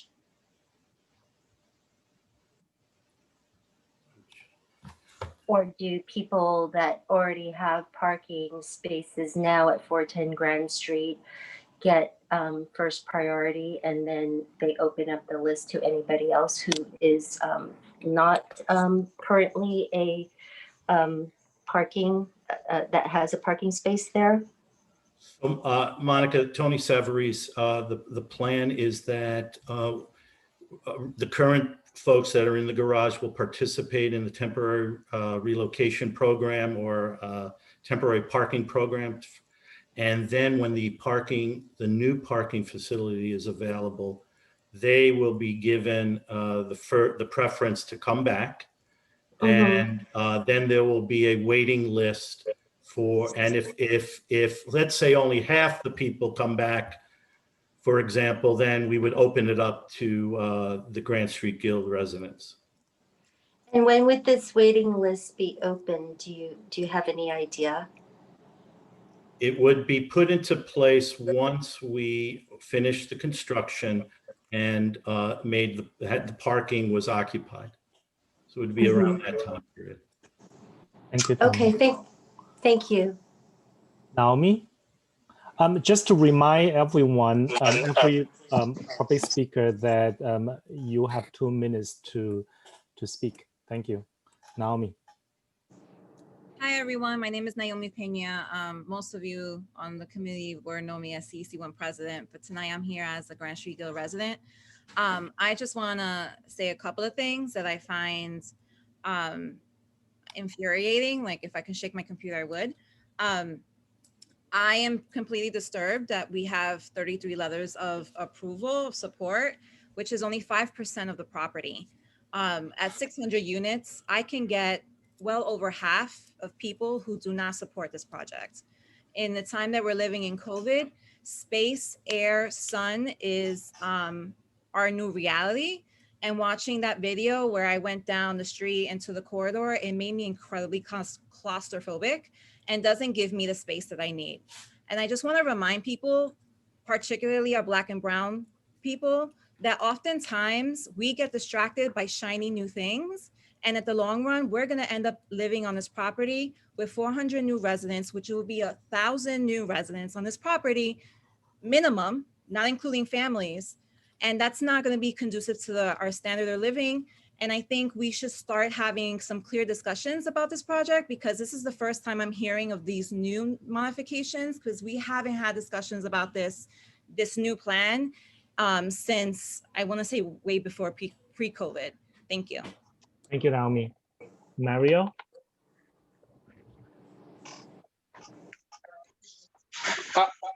Hi, I'm Mario Sanchez. I'm the Tenant Association Vice President. I have a couple of concerns. One of them, Tony mentioned about all the renovations that took place, but the gas problem in 410 happened after the renovations. Also, he did not mention that we had another situation in 131 Broome Street where they lost gas over 4 months, a few years ago. And there's no preventive work going on in 460 Grand Street to stop this from happening. Also, my second part is about the garage. The garage has 160 spaces, but they're only putting back 124 spaces. In conversations that we've had, they mentioned like it's a gift that we're giving back the garage. When he stated in the meeting, they have to provide the garage. So if they have to provide the garage, why don't they provide the 160 spaces? Also, they mentioned about the laundry rooms. We've had ongoing negotiations with the management about the laundry rooms. And every year we hear this year they're gonna change the vendors. It keeps getting extended every year. We're still dealing with broken down machines that are not taking money. So there's a number of issues on the property that need to be addressed before new buildings are addressed. Thank you, Mario. Tony, do you like to address his points, or you want to wait until? No, I just want to let him know that I just have news on the laundry, and we're going to be reaching out to the RA next week on that whole matter with a new company, et cetera. So we're going to be talking to them about that. Thank you, Tony. Just wanted to say that for the interest of time, I'm not taking questions after Tunisia. So we have 4 more speakers. Nicole? Hi, so I'm a resident at 410, and I just wanted to know, in reference to these additional buildings going up, are there going to be additional staff hired to an already overwhelmed management staff? As Mario stated, to his point, our laundry rooms are in deplorable conditions. The places where you need to dispense detergent have mold. Recently, 410 Grand Street was closed, and we were told to use the other buildings, laundry rooms. Those buildings are dirty, gross. The laundry rooms are unkempt. So I was just wondering, are these new buildings, or will there be additional staff? Are we gonna have cleaner buildings, better garbage disposal, things in that nature? So the answer to your question, Nicole, is yes, there's going to be additional staff. And as I said, with regard to Mario's question, there will be, we are going to be addressing and upgrading the laundry rooms within the next, starting within the next week. So we have to, first we want to meet with the RA to bring them up to speed, and then we are, and get their input on some things. And then we are going to proceed with replacement of the company and an upgrade of the room. And I'm sorry, I still have time left. And the safety of the residents, because as I've seen behind our buildings, there's been major hanging out lately for people that don't live on the property. So, and you know, that hasn't been addressed. People are just allowed to stay there, drink, smoke. So I was just wondering, how is that going to be handled in terms of security? That has been a discussion with both the RA and with some people in 410, and including your district leader. And we have a meeting scheduled with the police precinct soon. Thank you. Next is Daisy.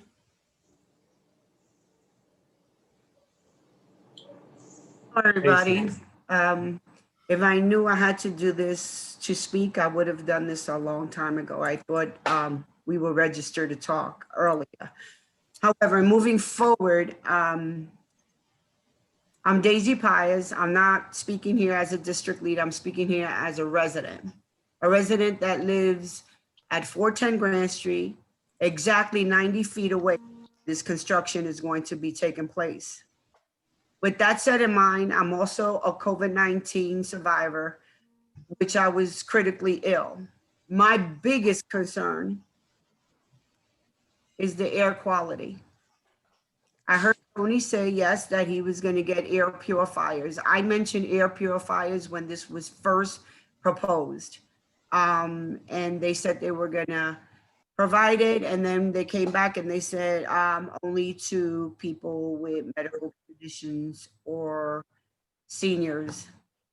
I don't know how they're going to determine that unless they're going to ask for a lot of medical papers. But 90 feet away from where they're having that construction is going to be really harsh on people like me, very harsh on them. So I'm asking, and I'm asking very nicely, that they take into huge consideration that they can get us the best purifier that their money can buy us. Because it's going to be, we're going to be cluttered, we're going to be dust up, and we need for them to show us that they're going to take our health and safety as their priority. Thank you. Thank you, Daisy. Tony, do you want to address that, or you want to wait until other members speak? No, I understand Daisy's concerns, and I think we're in agreement, and we're going to have something put together. Okay. That will be to everyone's satisfaction. Yeah. Thank you. I'm not sure if the garage has been tested for asbestos for when you tear it down. We need to also put that on the table out for discussion, because if you tear it down, that's another huge concern of mine as far as air quality is concerned. Yes, and we have agreed to make the asbestos monitoring, which is required during any process regarding asbestos, and any of those reports generated by the environmental engineering group to be available to the residents for review. Thank you. Next is Graven. Sorry if I pronounce your name incorrectly. It's okay. Thank you, Olivares. Olivares. So I'm a resident of 131, and I like that the machines are coming and all these things are coming, but I was on the board 3 years ago, and for the past 3 years, we spoke about everything that needed to be done in this community, everything that we need, and it's the littlest things. There's a smell in the lobby that's 24 hours a day. There's pipes that are destroying and exploding. They even came and almost destroyed my kitchen because another pipe burst. It's like all these things that I always talk about the air. All these things that are going on, and then you're gonna then they're gonna tell us that they're only giving air purifiers to these buildings. And how about air flies? Dust flies everywhere. With the amount of dust that we get in these apartments now, imagine when they're constructing. There's a lot of things right now that are going on in our community, in these buildings, that I am afraid that when these new buildings come up, we are not gonna be anymore, and we're not going to be taken care of anymore when we're not even taken care of now. The only times that these buildings are taken care of is when the city is coming for inspection. And all the residents here can agree that when there's inspection coming, everyone knows because the buildings are clean, everything is spotless. We already know because we're like, why are they cleaning? Why is everything getting so fixed? Because of all this that is going on. We want to work with them. I love working with them. I want to make this community. If it was for me, I will close the community and make it a private community so that our residents can have the ability to take care of our own community. But the thing is that I feel like management gives us little stickers. Yes, we're going to do it. We're going to do it. And then when we come and sit in these meetings and listen to them, it's like a whole nother story. When we tell residents things, look, we've been trying to get machines. Are they going to promise us that the cars that we have on the other machines that we're going to get on the machines? There's so many unanswered questions that I feel that when these new buildings come up, we're not going to be listened to the same way that we're listening to now, just because they're trying to build and they don't want us to fight. Thank you. Next is telephone number 914. Can you say your name, please? Okay, so hello? Okay, I'm gonna move to Tunisia.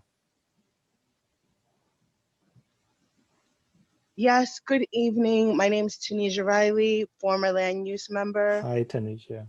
Hi. So there are a couple of things, and one thing was, of course, the air quality.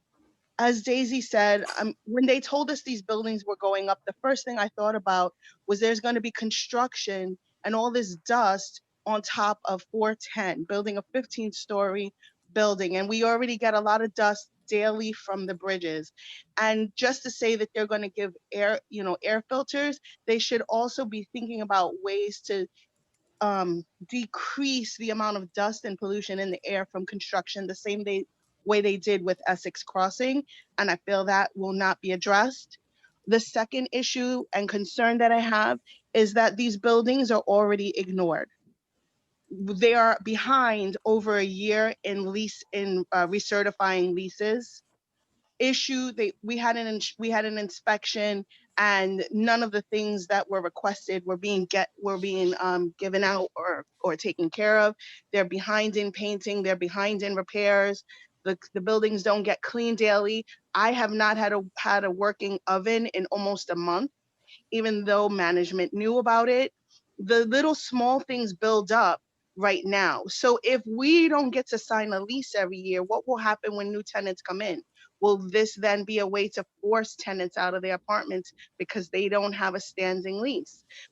Will these new tenants come in and suddenly have priorities so that way little repairs that we require and little management details like maintaining our spaces, exploding pipelines, gas, air, no oven, what will occur? And that's a real concern, and that's not being addressed. And I think it will only get worse as the new buildings and tenants come in.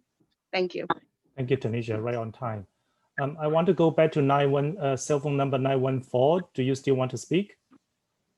Yes, I do. Okay. My name is Deisha Imperiali. This question is for Eileen Gribbon. Are you a resident? At Yes, the I queue? am. Okay, thank you. I'm correct. Yes, I am. So my question to Eileen Dribbin is the owner now commingling his funds in order to build the new buildings? Because we're currently going through a refinancing, and he said the buildings will be separate. So I guess, Tony, you can help Eileen answer this. Sure. So let And me then the just say that, second question- okay, go ahead, Daisha, go ahead. And the second question is, currently you're saying that this new building called Guild Hall is a public space, but we currently have a Guild Hall in the bingo hall or the church recreation area, and that space, Guild Hall, is for rent. It is not free to tenants. And I guess the third question I would like to say is the old contract for the Section 8, piggybacking on what Sandra Struthers had said, the commitment for the use agreement was supposed to be from 2010 to 2049. So I don't know why you will not give Sandra a written commitment to it if you committed to that in 2009 when you were doing the 236 decoupling. So how did you switch over to something else when you refinanced in 2015, or when you refinance now, you change the terms? Okay.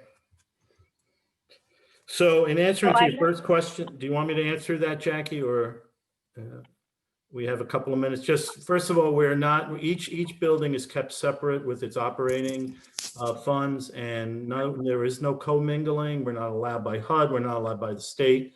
Not allowed by many different ways, and they're separate and distinct. The addition of a Guild Hall is part of the overall programming for the property, and our goal is to provide as robust a social service program at the property, and those spaces are going to allow us to do that at the property for the benefit of all the residents. Currently charged for that. Daisha, Go I ahead, haven't been you currently interrupted charge once. for that. I haven't. And now I don't think we need to talk about it here. We don't charge for. I need to get your clarification on what you mean. I know they may charge a security deposit, but I don't think a land use committee meeting is the place. We can discuss it. I'm happy to discuss it tomorrow. Thank you, Tony. Why don't you have to go through a ULURP? I think the question, your question was answered in the beginning of the meeting. Next, I'm seeing no other hands from the public. I'm just going to go to the committee deliberation session. So I don't see there's a strong opposition against this plan from the committee. Am I sensing this correct or incorrect? I mean, we do hear the serious concern about the contract, like Right. I see Trevor has his hand up. Trevor? Sorry. No, I was just trying to follow up on your statement, but circle back to me. Right. So I have a feeling, I mean, I could be wrong, but I am sensing that the committee does not, I mean, most of the members does not have a strong opposition against the project. However, we want to add certain condition if we approve it, but feel free to offer your thoughts right now. Jackie, before we go to deliberation, there was a member of the public that had their hand up. For the interest of time, I already mentioned before that Tanisha was the last one to speak.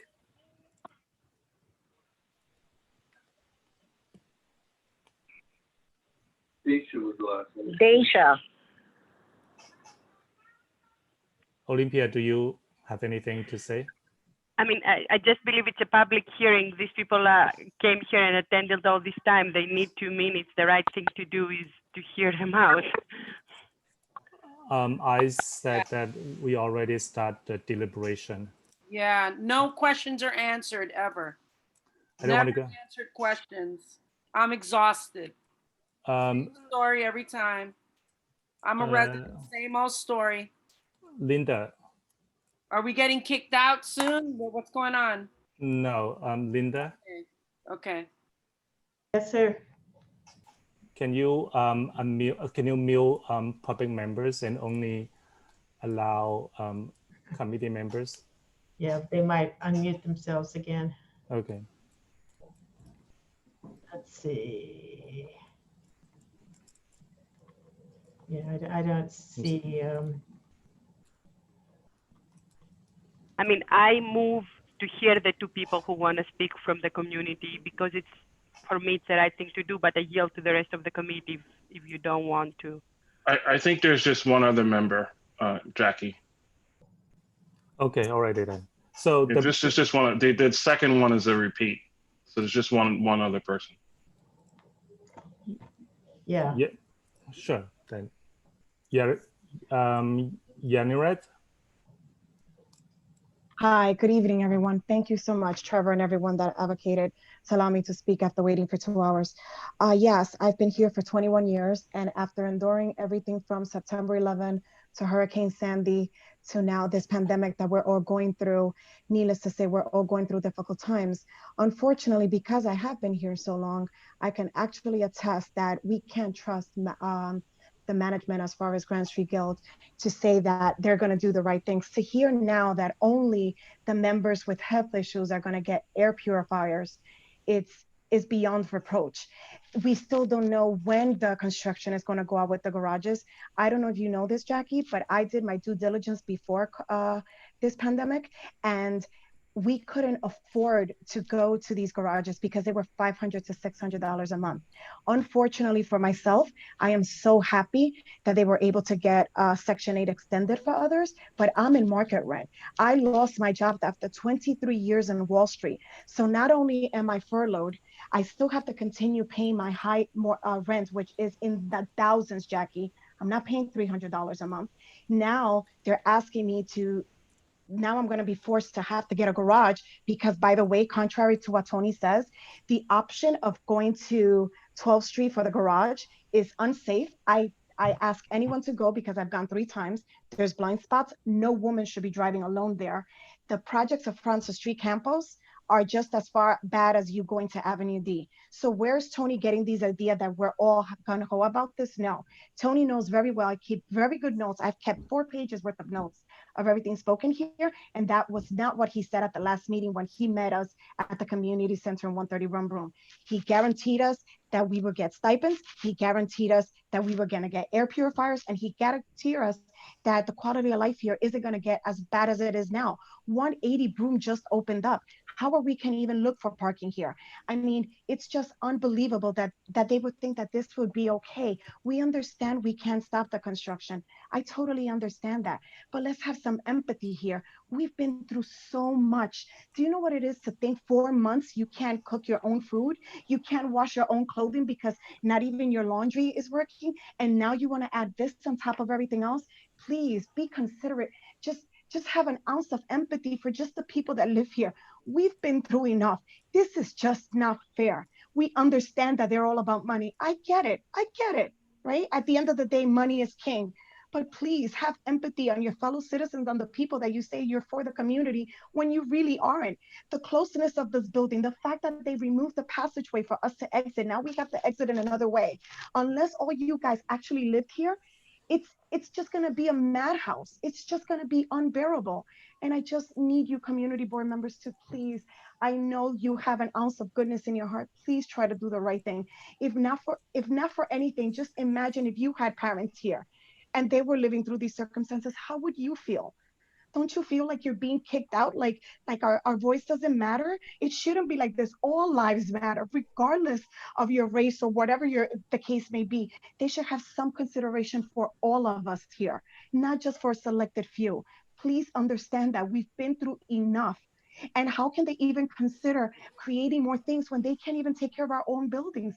Every single person who spoke before me has hit it on the nail with certain things. Unless you live here, no one can understand the trials and tribulations we're going through. It's just not fair. Please, for whatever it's worth, just have some consideration. Please come back to the drawing board. And if they're really so adamant about that, they're saying that they're wanting to work with us, they should come down and write some contracts. Thank you.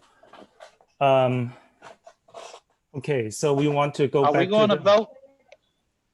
No, not yet. This is the deliberation. Trevor, you have a hand. This is the committee deliberation. Trevor.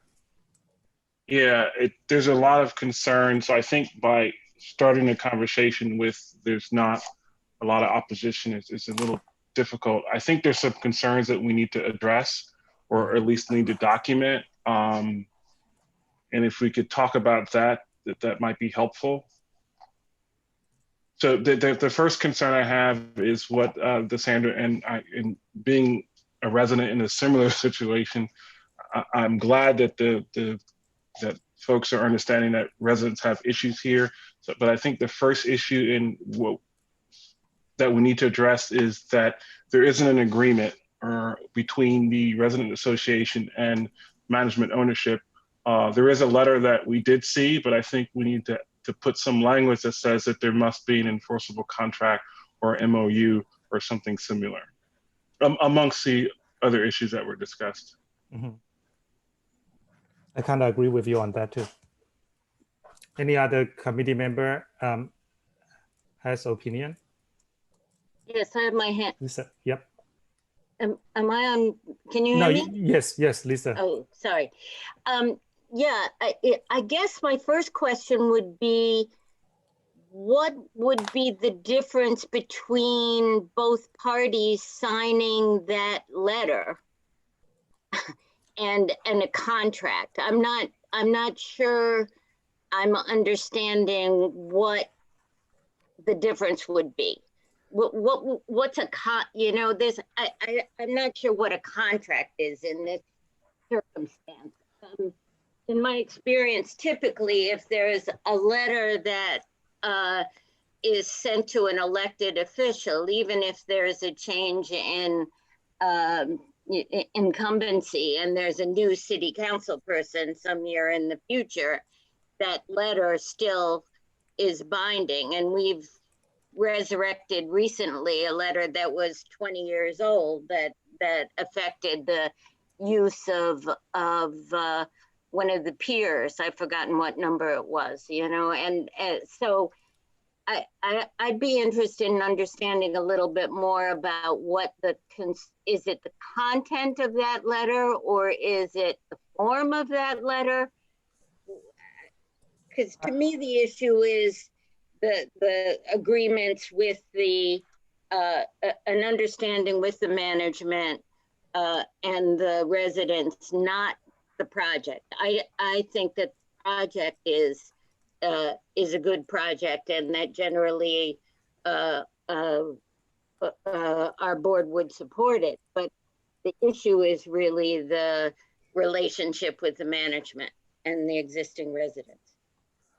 I also feel like when the tenants or the members of the guild talk about enforcement, like certain points, are they really enforceable or not?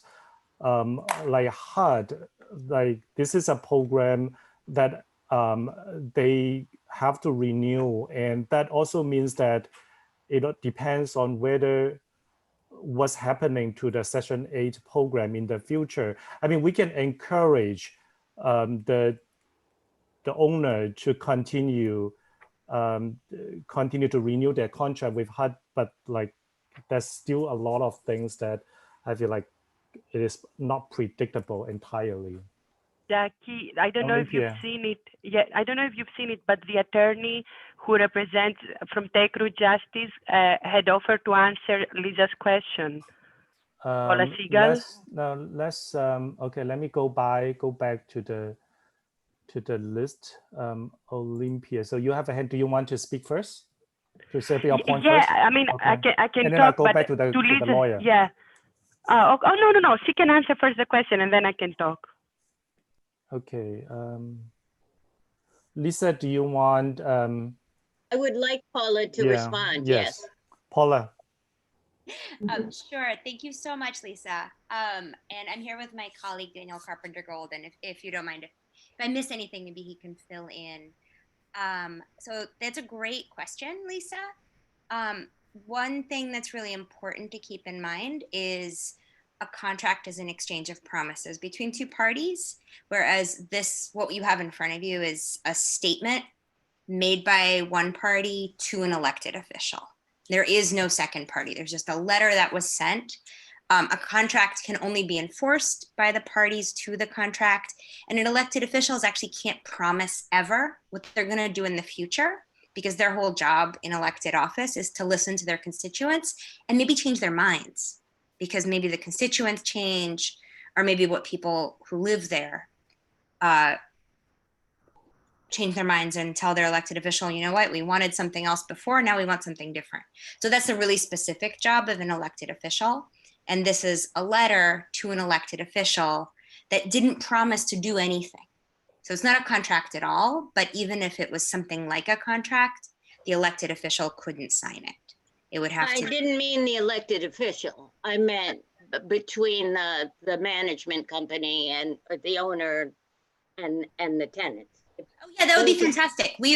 So we have been working, as Sandra talked at length about, we've been really working since September 2018, which feels like a very long time ago, to come to some basic agreements about what we want the owners to make best efforts to achieve, what would make residents feel secure. And a lot of those basic agreements are in the letter, but they're not.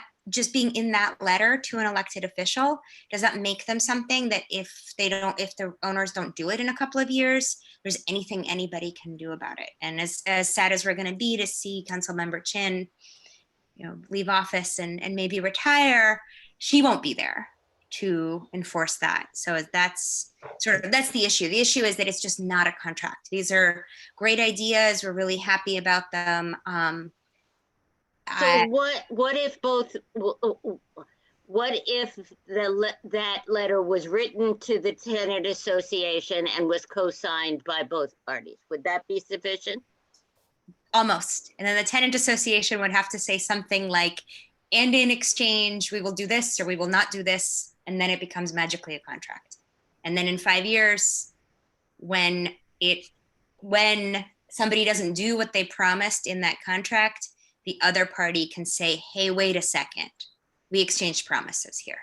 It's not a big change, but it's a really important one, because the question is who. So can we ask the owners whether they would write that letter directly to the tenant association and be amenable to it being co-signed by both parties? And have an exchange of promises. I'm not sure what promise the tenant association would make, but if you think that that's necessary to make it a contract, then they could promise to continue to live there and their successors could continue to live in the property. Well, they could promise not to oppose the project going forward, for example. They could promise. Okay, that's a good example. I like that one. Thanks, Lisa. Before we go to Tony, Olympia. Okay, why can't we follow through on that? I just wanted to know if there are other questions so we can ask Tony. Okay. Together. Yeah. So basically, I think Tony had tried also to answer this question that I was going to bring up again, but then we had too many questions and he never addressed it. I believe beyond addressing this issue of the agreement, that is very important, as me, Trevor, Lisa have been saying. I also believe that 2050 affordability is a huge issue, the expiration. So, understanding how, what are the concrete commitments that someone can do, because this is a lot of real estate. And if it's not affordable, it is really going to be an issue. So I would like to add some language in the reso about some sort of, you know, commitment about after affordability after yeah. 50 years. 2050. After 2050, 2050. it's only 30, yeah. Right. Alicia? Hi, yes. Good evening, everyone. And thank you so much, Paula, for what you said. I know that Paula represents me and my development at 10 Stanton Street. We entered into an MOU for the public hotel, and she is very much familiar with the contract agreements with tenants and landlord and the developer. So I think that is very important that the residents are really listening to the advice that Paula and her partner will give you. If you would enter into an MOU with them, it's a possibility that you could come up with contractual agreements. And if the developer and the landlord do not adhere to what you're saying, that you could get some support from them. And I also encourage the developer and whomever is from the management company to really listen to what the tenants are saying, because I think that there is something going on that is not really being addressed. And there is long-term issues as far as the current tenant conditions that are happening at guild houses. And I don't think that we're really respecting what the tenants are saying to you. They're saying that there's no gas. There are children that are home. They're used to being in school. They're home now doing remote learning. Are we listening to this? There's no gas. That is not a luxury. That is a necessity. And we are not listening to the fact that there are residents in your development that do not have the basic necessity as gas. So what are we going to do to address the residential needs that are currently on the board? I mean, I don't want to go off on a tangent about it, but I just know that being a resident that lives in an affordable development myself, knowing that that is a basic need, water, electricity, and gas, in order to provide for residents their basic necessities. So please, before you start to develop new buildings, let's fix the old ones. Let's make sure that everything is in place for the old parts of the development before new buildings go up and you have these new contractual agreements and something else. That's all I have to say, Jackie. I'm sorry. Thank you. Thank you, Alicia. Mr. Daniel Carpenter, do you have any thing to add or no? Hi, yeah, thank you so much. This is Daniel Carpenter, Gold Seeker Justice, counsel to the RA on this. Appreciate giving us a chance to explain the importance of having an enforceable contract here.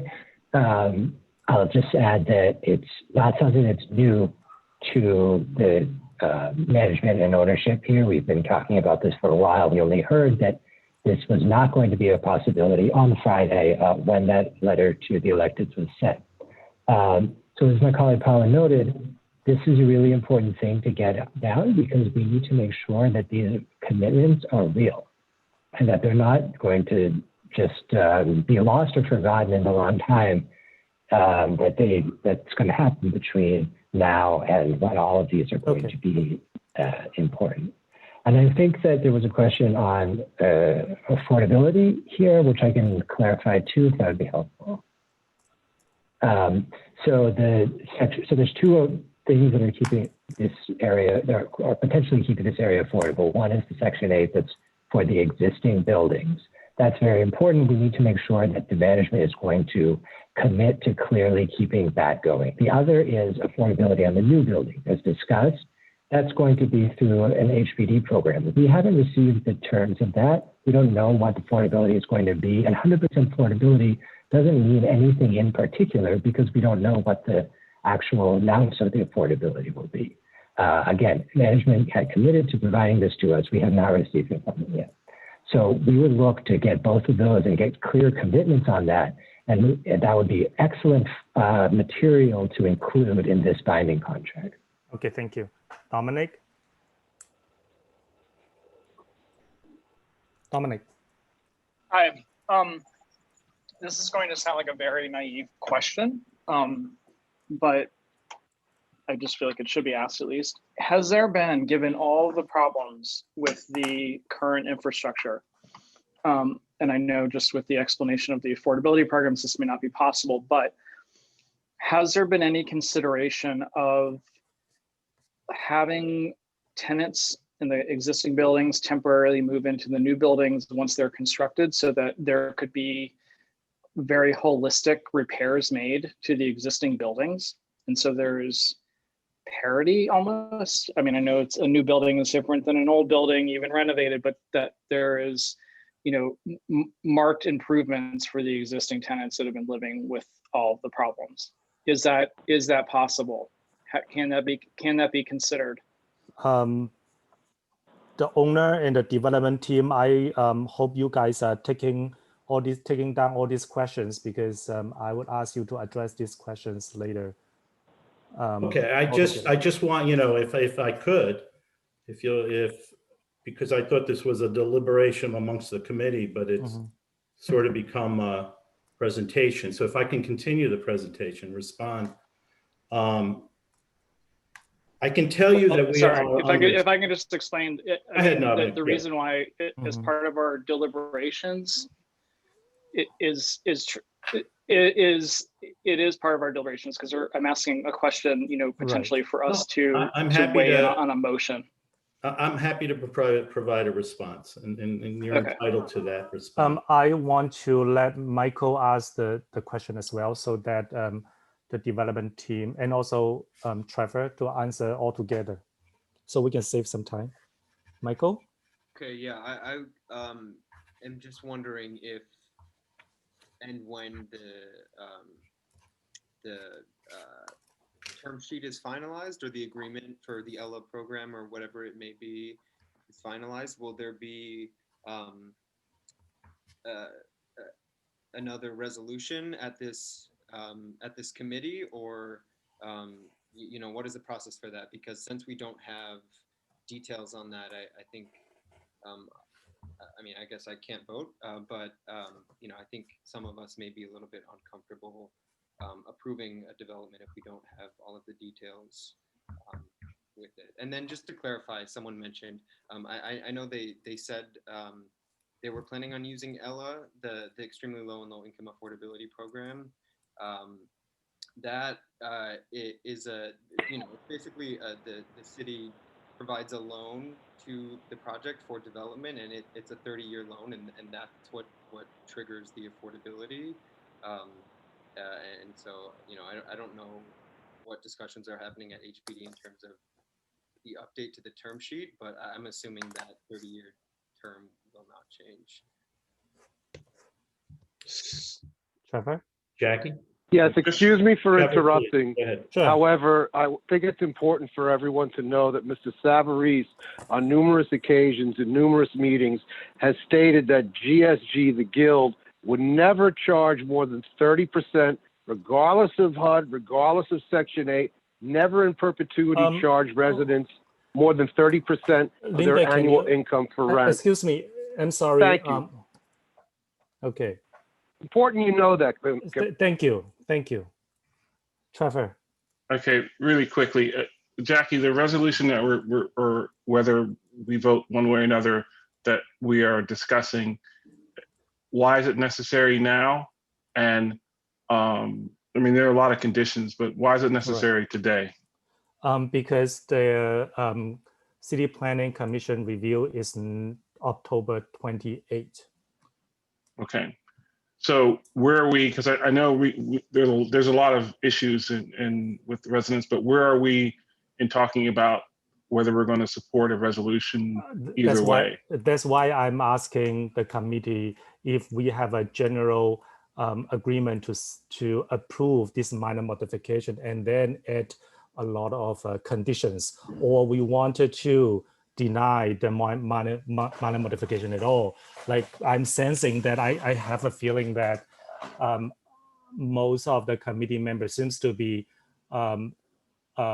able to approve the minor modification. However, we want to add a bunch of conditions. That's how I feel. However, if any committee members have different feeling, then just let me know. Right, and I'm just saying, are we gathering the conditions? Because I think it's important. No, I think we are right now. I want to know we move in that direction, and if we can, then we are talking about conditions. What condition we want to add, and we also need to let Tony to address the questions that was raised earlier. Okay, thank you. Jackie, do you want to hear from Jim also at some point here? I don't know if you noticed he had his hand up. Jim, And the I'm Department of sorry. City Planning, please. Matthew Yeah. wanted also to clarify what you said. Sure.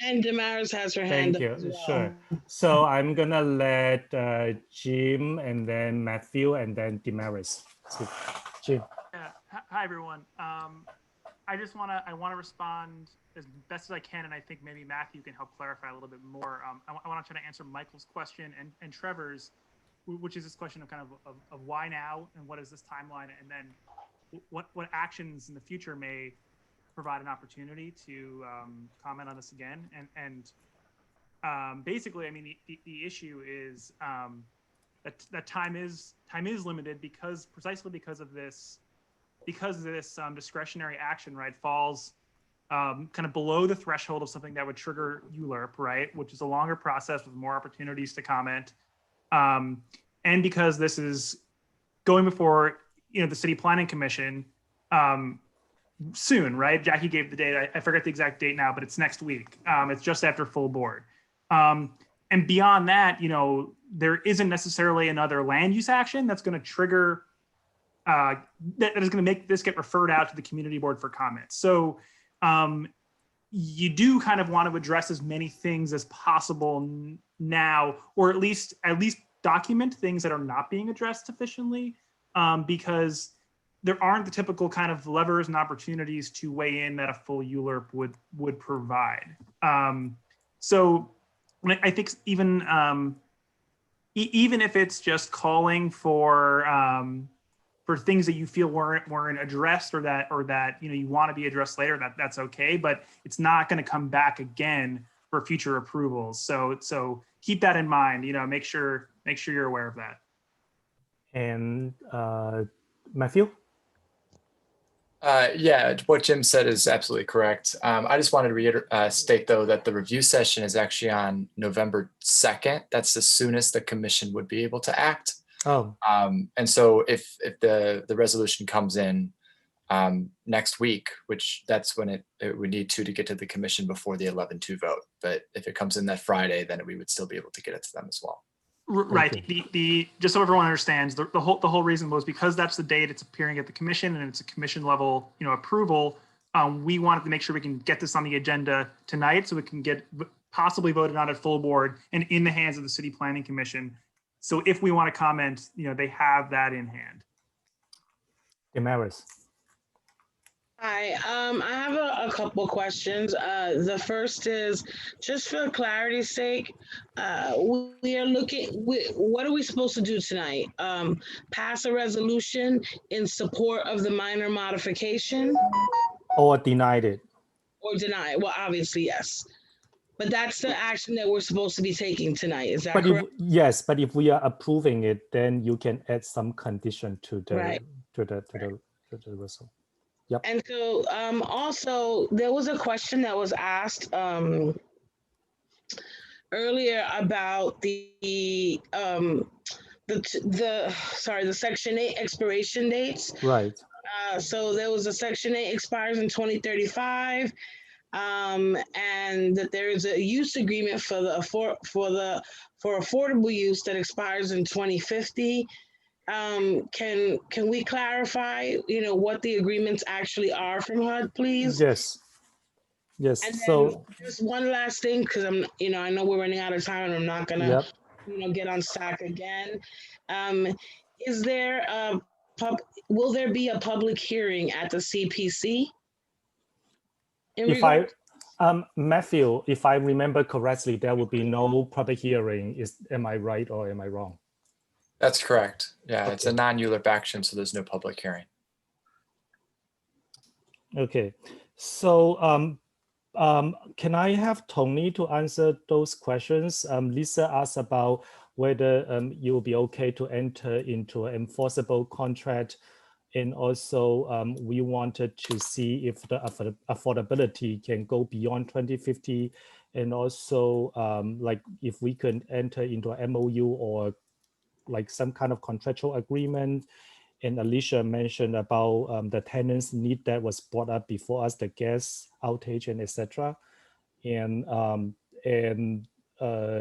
Dominic asked if he said that is a naive question, but I think it's pretty legit that if the existing tenants can move into the new building so that you can do those repair can be done. And like Michael talked about the term sheet, which is the HPD thing, but I don't know how you can address that. Tony, can you answer those questions, please? So we could decide what to do. It's a bunch of questions. So I know I have to say, I just want to respond, and I apologize, but I feel like I have to take some time to do that for you. And I don't mean to do that because I know it's very late and you guys put a lot of time in already. So first I want to say that again, what our application is for 100% affordable. And it is, you have heard from people on the development team that we want, that our intention is to use the ELA format as a framework, if not a program. A lot depends on the HPD term sheet. That is not on the ownership side, that's on the agency side. You've also heard that this is all within the zoning that is with the property. So that has been said tonight. I think it's been very clear, and you guys have been very understanding of that piece. What I'm going to ask you is that you look very closely at the letter that was distributed and given to Council Member Chin. I think that tonight I have not heard tonight anyone say that in this letter, the things that we discussed with the Residents Association and with their team are that this letter does not reflect what's in there. So you will find under HUD project affordability, you will find the words best efforts. Under the question related to the project utilities, that is an agreement that we all reach, and it's in the letter. On affordability, it says that it is anticipated that the terms required will be substantially similar to the current ELA program, including required affordability, tiers, rents, marketing bans, and our space requirements. We discussed with the RA and their team the community preference. That was discussed, and the language in this letter reflects what was discussed. We discussed the construction of the projects. We discussed the asbestos monitoring and how we agreed that we would make those reports available to them. We discussed the air purifiers and what we would do. Mr. Severese, the question is, would you put that in the form of a contract that would be enforceable? So I have to go back to the board and ask them if they would do that. I think that we have everything's reflected here, short of an agreeable contract. It's the enforceability that's the issue here. Okay, and okay. So I can bring it back to the board and I can ask them, but I can't agree to anything about that tonight. Okay. But I urge you to please look at we are a property that's under strict regulatory oversight. We are continually inspected by HUD and other agencies. We receive significantly high marks for the quality and the HQS and both on the administrative side and on the physical plant side. And we have a robust waiting list and people want to move into Grant Street Guild. It doesn't mean that you can't enter into an agreement with your residents.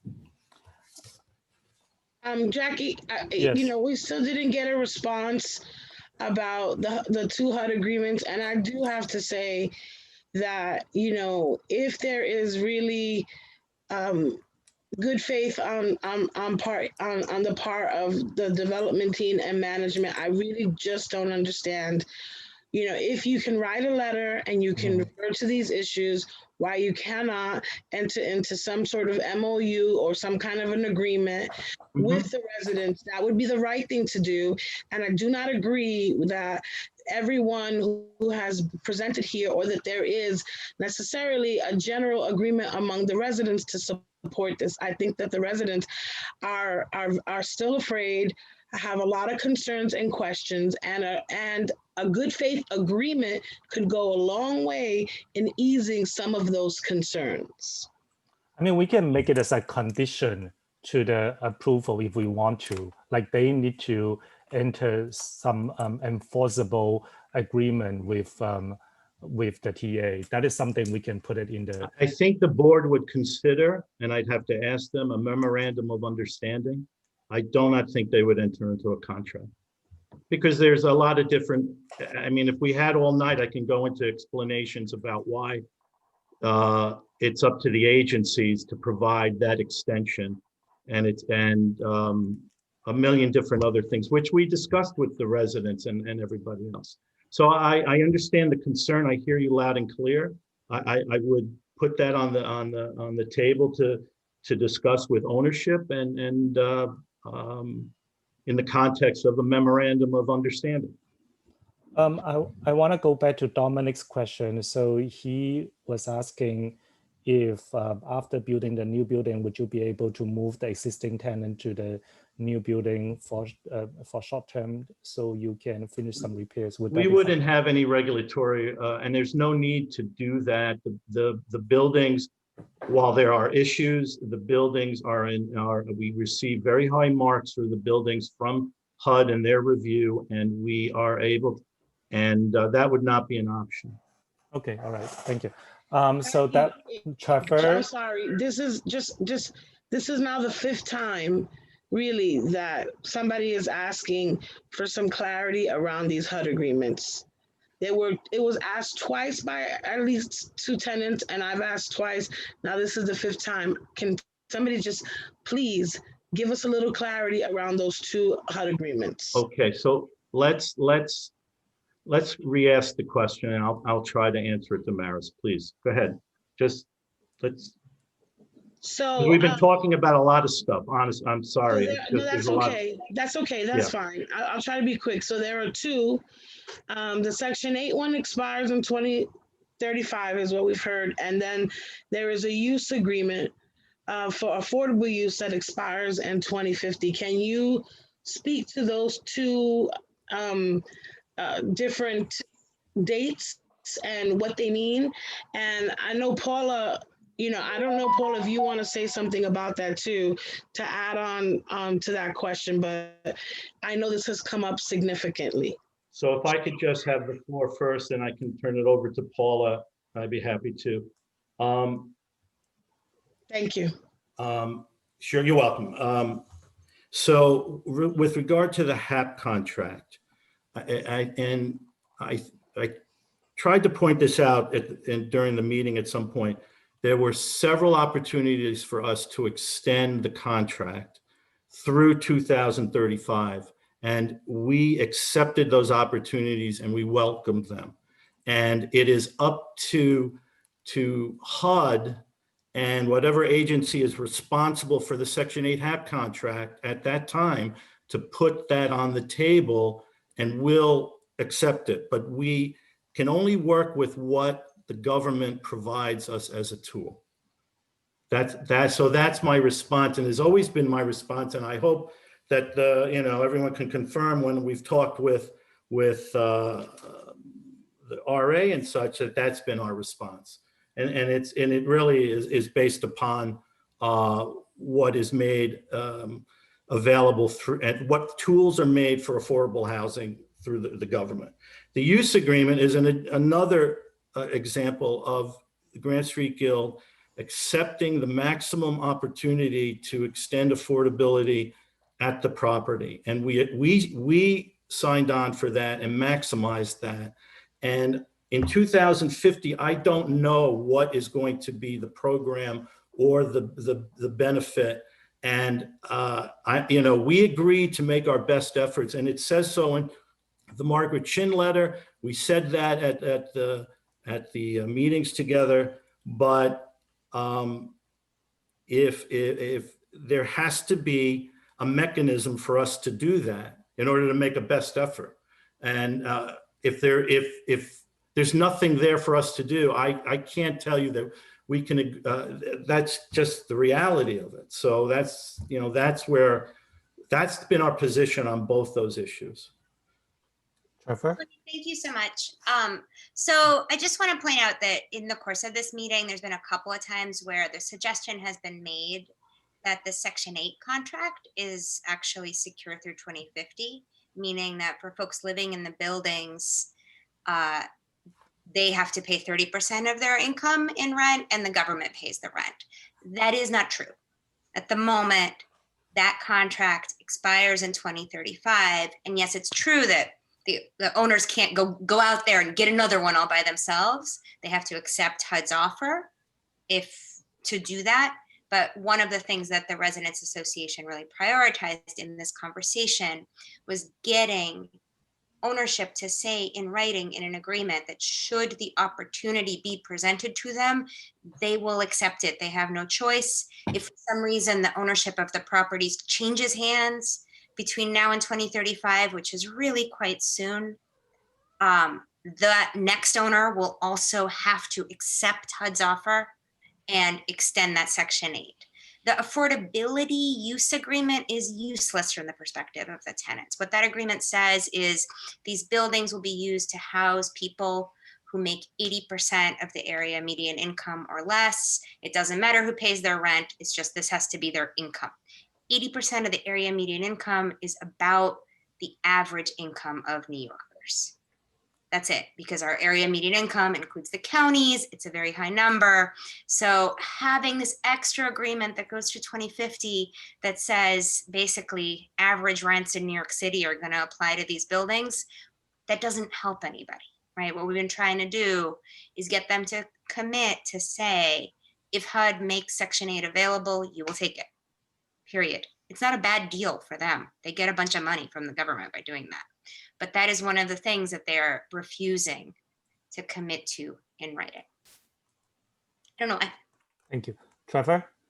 Just a couple more things because I know it's getting late and we're going to have to figure out a way to handle this. And there's two things. And I know that Matthew said he couldn't find that citation for the minor modification, and Melanie indicated that she would also look for some rule of law that it applied to. But I think it's important in writing this particular resolution that we have that language. And I know you may not be able to find it tonight, but we can modify it before a full board. So it's really critical that we get that language. Also, in Jim or Matthew, and preferably Jim if he's still on, if you could give us some guidance on the leverage we have here, because these are two affordable buildings that are going to go before CPC and not a public hearing. And we have really three options. And it really boils down to approve, deny, or both of those, approve with conditions or deny with conditions. So I think we need to be aware of where we stand to make this language powerful, because this really seems to circle around the owners and the residents getting that MOU or something similar to that in effect. Yeah, before Jim answers, my question is also about Jim and Matthew. Can I ask if this way he answers everything together? Yes. So my question was actually, sorry. So my Olivia, can you let them ask that first? Because I think it's critical. Yeah, it's the same. It's mainly the same question. If we deny the minor mod, is there, where with two bridges, if we deny it, they couldn't develop anything. Is there an as of right that would still happen with this one? That was one question. And the second question was, when it's going to go to the CPC and there's not going to be any public session, will the CPC consider like the fact that we don't have any concrete numbers yet about the affordability? Is this something that CPC requires or not? Because obviously this for us is a huge issue.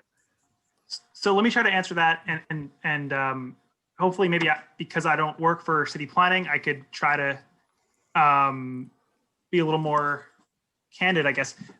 So I think as opposed to traditional ULURP that you might be used to, where there's significant leverage or influence that your resolution might have, because frequently it's because of the close relationship the community board has with the council member that ultimately will exercise potentially some sort of veto power, right? In this case, that's removed, right? Because this ends at City Planning Commission, right? It's not a ULURP. Commission level approval. So what I think your leverage is, right, is you're going to be the only sort of like local, government entity, right? That's going to, or at least only one that held a public hearing that's going to weigh in on this and submit a formal document that will be in the hands of every single city planning commissioner. It's not a ton of leverage in the traditional sense, but it is formal. It is a document of this community board. It is, hopefully something that's capturing what the residents are saying in the absence of a CPC public hearing. Hopefully it's giving voice to some of those residents, and hopefully it would be something that influences the way the City Planning commissioners consider the project. Now, that being said, the approval from the City Planning Commission is going to depend on meeting certain findings for a modification of an LSRD. And I haven't dug too much into the details of this, but considering that they're not asking to do anything beyond the available FAR, they're not asking for any major discretionary actions beyond changing some of the site plan. I don't know that it would be particularly contentious at the CPC level, but I still think it's important that you submit something because there's no other opportunity to comment on this. And it is what it is. I mean, it's you're both completely right to point out that you do not have the same leverage that you would have in a full ULURP. And that's kind of all I can say. Right, and I just want to go back to the issue with Melanie and or Matthew to make sure we have that information on the citation that you said you were going to provide, and Melanie, the rule of law or something similar regarding this minor modification. And sorry, I'm not sure I understood your answer to my question. Maybe Matthew can answer it, because I think it's procedural. It's not controversial. Like, if this minor mod, like, let's say CPC decides to deny it, what happens? Does something happen or nothing happens, Matthew? Matthew, could you answer that question? Basically, if CPC denies it, then it's denied. The project can't happen. At all. What, okay. So within this is Melanie, and I'm happy to provide information on what city planning would do and what the scope of the review is, or we could leave it at this. Let me know what you'd like me to do. Thank you. Would you like me to Sure. talk about the scope? So the scope of the review is looking to see if any of the justifications for the waivers that were granted in 1979 have been modified by this project. And that's the analysis that the city planning has done in the past, and that is what they would do here. When we did our application, we actually thought about the approval, and we actually expanded on what is the sort of legal standards for their review to also look at how the project would fit into the surroundings, how it would improve the open space.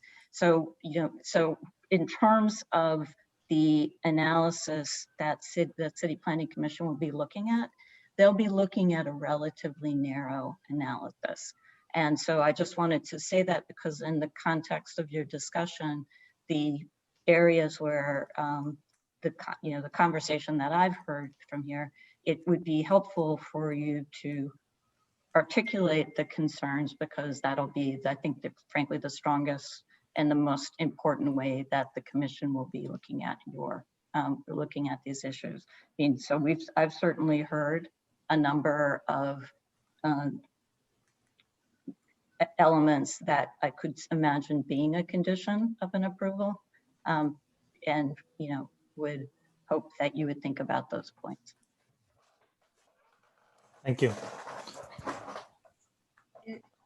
If I may, Jackie? Yes. Thank you so much. So what this area is a large-scale residential development area, which is a special zoning designation that exists in the zoning resolution and was applied to this area by the City Planning Commission and then the Board of Estimate in 1971. The Board of Estimate is what City Council became, but that used to be the legislative body of New York. What the LSRD allows is to plan a whole area all at once, and actually break some of the regular zoning rules for the lots in the area. And so the commission looks at the whole plan for a whole set of blocks. And then in 1971 adopted a resolution that said, okay, we like this application as long as development in the area happens according to the site plan that we received by the applicants at the time, which was HPD. And so the buildings can be built according to the site plan. You saw the site plan kind of tiny in the presentation earlier. The site plan is extremely detailed. It says things like there are 159 parking spaces in the garage. That entire site plan was adopted as a condition of both the City Planning Commission's resolution that allowed the deviations from the underlying zoning in 1971, and then was also adopted by the Board of Estimate. So it's the site plan that controls, and what the developers are looking for right now is the CPC's permission to change that site plan. The original grant of authority to deviate from the underlying zoning from 1971 says that there's a particular way they need to do that, and it is not something, there's no minor modification in the law that allows them to do that. They actually need to do something called an authorization. That's what the Board of Estimate resolution says, and an authorization is something very specific in the zoning resolution, which asks the City Planning Commission to make findings that there will not be added density, that there will be no adverse impacts on existing residents, that there will not be an adverse impact on air and light, as Olympia was alluding to. And that is where we are. That is the analysis the City Planning Commission should be doing. And one thing that I would advise is maybe that is the analysis the community board should encourage the City Planning Commission to do. Thank you. The findings that the City Planning Commission is supposed to make are in zoning resolution 78-313, and you can draw from there directly for the resolution if you'd like to. Thank you, Paula. I think that's what I was asking for. Yeah, Trevor, I was going to say, Matthew. I think that's exactly what you're looking What for. I was asking for Matthew and Melanie, who have cited that for the minor modification, because we're going to need that for the resolution. So it's if they section can, 2.06 G5 Romanet 2 of the ULURP rules. but this is not a ULURP, right? Yes, but it's the land use rules that have been developed by city planning. And so again, the section is 2.06 G5 Romanet 2. Can you say that again? 2-06 little g 5 Romanet 2. All right. So committee members, for the interest of time, we have to move the result. So I wanted to ask Olympia, do you have any other questions or? The affordability question, when I studied the LSRDs, my understanding was that they gave these special, they gave them allowance to build and break some rules because they were also a side effect of urban renewal. So basically we were striving for the highest affordability, right? And so the fact that here there is no commitment for affordability, and because it's this vague commitment of 80% AMI that, as Paula said, that actually doesn't meet what affordable would mean currently in this area.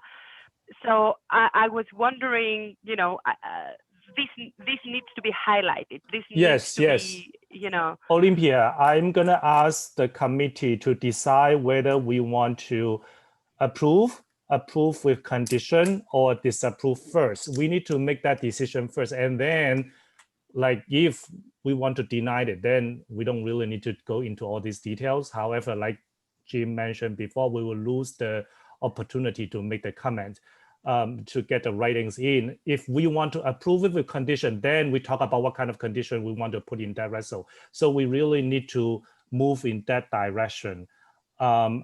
Sandra, I'm gonna let you say the last thing or answer the last, make the last comment, and then we need to, this committee need to decide which direction we want to take. Okay, thank you, Sandra. I just wanted to answer Dominic's question. Dominic made a suggestion about current residents moving temporarily into the proposed buildings. Well, we had the opportunity in 2010. We were actually relocated so that they can have an opportunity to make the repairs in the existing buildings, and they did not. The pipe situation, both the gas lines and the water lines just went untouched. So we're going to be facing many more crises here. As far as the existing building, the future buildings, we just really need you to make a statement on our behalf. Thank you. Thank you, Sandra. So committee members, I want to ask if anyone who oppose the plan at all, who would disapprove the application. Jackie, I think that's a little tough to say because I think we would have to, even if we disapprove, we'd have to give the reason why, or possibly do unless these conditions are met. No, I want to take a poll, like how many of us wanted to disapprove it? How many of us wanted to take a straw poll, right? Right, take a straw poll. Like I want to see, like, if this is for the interest of time, we need to decide whether we want to deny with condition, or approve it with condition. I just really wanted to take a straw poll to see how everybody feel about that. So first, anyone who would want to deny the plan, can you just raise your hand? I mean, the question is basically if we want to go the SLA way, that SLA always says deny unless, or whether we want to go accept with. Right. So right now it's just denied, just pure deny. Anyone want to do pure deny? Okay, no, good. And then the second option is that deny with condition. Anyone want to do deny with condition? Raise your hand if you do. If no, I'm gonna go to next option. The next, Olympia, Demaris. No, yeah.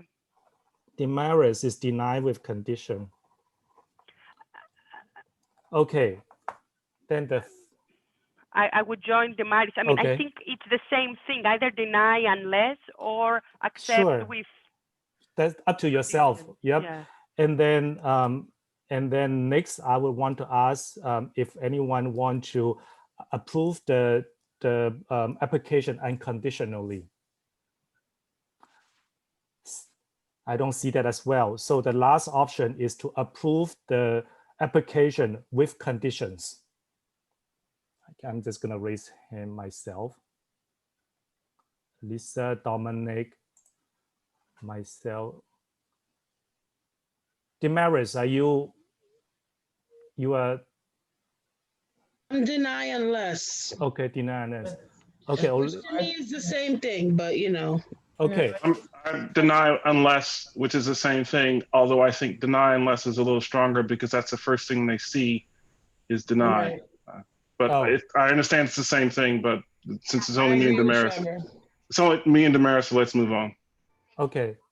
So I'm seeing more people are with approved with conditions. Am I right or am I wrong? Yes. I think Okay. you're wrong because one of the person voting is not a member of the committee, or it is the Galaxy person. No, it's Linda, it's Dominic, it's we could turn it's off Lisa, myself. So I see more. I think we are three. Steve and Herman. Will count me in too. I'm sorry, Herman. Herman, you are muted. Okay, I just opened. Yes, with the condition. Okay, so I'm taking a straw poll. I'm seeing more committee members go for the approval with conditions. So next we need to decide what condition we want to add to the approval. And Linda, would you be able to pull up the draft resolution that we prepared earlier? The resolution was sent to committee members yesterday. Yeah, let me find it. Thank you. Jackie, you have your hand raised? Oh, I'm sorry. It's 9:30. No, I don't know that I have such a thing. Oh, do you want me to send it to you again? I did at 2 o'clock I this see a bunch of morning, support. so I don't want to do that again, okay? Oh my God. Yeah, That was yes. Okay, let me send you right now. Okay.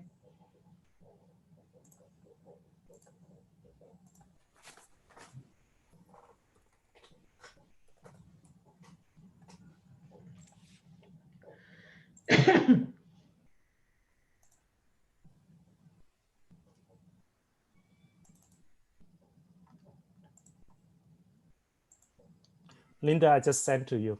Thank you.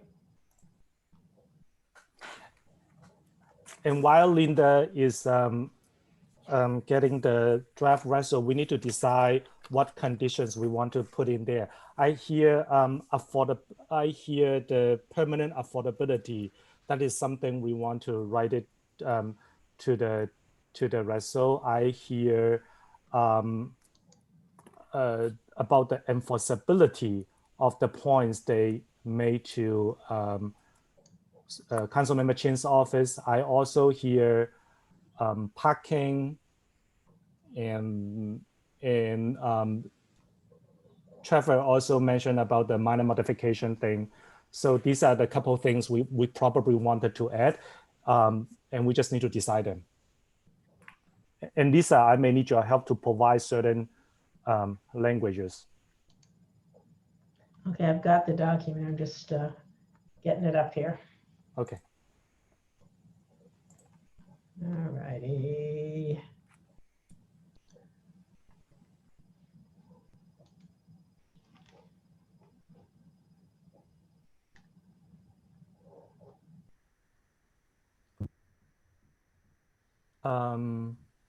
You prefer to not see this both pages at once? That's kind of hard to Yeah, find.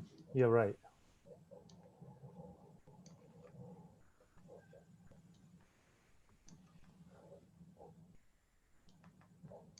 Yeah, that should be better. So I don't know if you have a chance to read the draft yesterday. The draft is basically just some background information and facts. So this is the time that if we have any condition we want to add, we can talk about it right now. Anyone? Sorry, repeat, what did you just say? So I hear that we want to put permanent affordability in writing for the existing tenants. That is the Section 8 project. So Jackie, I see both Jim and Tony Savarese want to talk about it, I think. Yes, Jim? Jim? Sorry, maybe Tony should go first. I've been taking notes and I wanted to offer some starting points to get this going, but maybe Tony should answer first. Oh, I think what we want to put on the table is that we would be open to discussing and working out an MOU. Mm-hmm. So that would, I just want to put that out there. Thank you. Okay, thank you. Thank you. And I'll try to go on mute now. Thank you. I'm trying to see what we can do most efficiently. The letter they circulate with Councilmember Chin, can we add certain language that says that they need to enter a MOU based on the points in that letter, and we can attach that letter to this draft resol. Would that be something committee member comfortable with? So that it would save our time to go through like all the points, because that, and we can add permanent affordability, like in perpetuity, affordability in perpetuity as a separate condition. What do you guys think? Jim? Yeah, I'm sorry. I don't mean to keep putting in because ahead of members, but I just want to note that, I heard multiple times that, I hear the offer for an MOU loud and clear from Grand Street Guild, but we heard from a lot of residents that it seems like the particular structure of an MOU is insufficient and something, we would call it a contract. I think we're looking at something that's more like a traditional community benefits agreement. So whatever we call it, it doesn't matter, but I think it seems clear to me that an MOU, while is being offered, doesn't necessarily isn't what we should ask for, because it seems like we're hearing people want something a little bit more than that. Just be, you don't have to set it up for that, because that's what, Jackie, can I just say that, the letter does represent what we worked out last week. So I think you made a comment concerning that. So that's the last thing I'll say. It does represent the things we discussed and came to an agreement on. So I think it forms the basis for what you're looking for. And if I may, an MOU might be the right thing. It might not be the right thing. It really depends on the details. I think if the resolution just says an enforceable agreement between the ownership and the residents association, we can work out the details. And thank you so much, Tony, for checking in with your folks. Technology. I want to go back to that that letter with Council Member Chin. Let me see. Okay, all right. So the HUD affordability, actually, there's a language saying that Grand Street will use its best effort to extend the contracts and maintain affordability after such day. Such day means April 2050. So it does have that language. So I think if we just say that we want to have all these points enforceable and enter into some enforceable agreement, I think that should be good for us, for our resol. And then Trevor, you may want to add the minor modification thing. Yeah, and it's going to sound a bit technical, but I think the best way to frame it is that the commission must make findings per 78-313. And if we want to go into the language of 78-313, we can. I can send it a bit later, but I think it's important that that be included in the resolution, since they are asking for minor modification. Can you provide a small paragraph and send it to the chat box? Would you be able to do that? Okay. Thank you. Lisa, are you still here? I'm sorry, Lisa. Lisa? She's here, I see her. Lisa, can you unmute? Yes.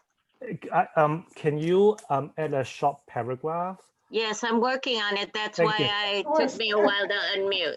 Thank you. Thank you, Lisa. You're the best. Of course she is. Thank you.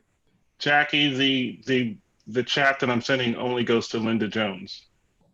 Oh, I can change that back if you like. I was just attempting. No, you can forward. I'm just saying that's where it's going.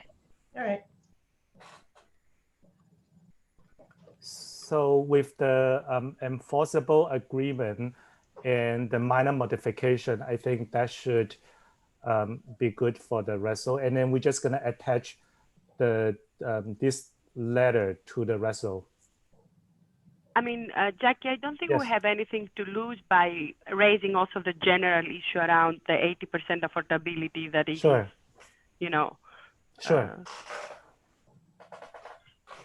But what do you want to say? I mean, I understand your concern. However, it is this Like, what do you want to say? You want to say that you want I'm affordability opening to now be- the reso so that I can read and see where we can insert that sentence, unless Lisa is already writing it. I'm not sure what is Lisa editing. Well, Lisa is trying to give me a short paragraph to talk about the enforceable agreement. Okay. Yeah, Are you sending me a chat, Trevor? Ah, you did.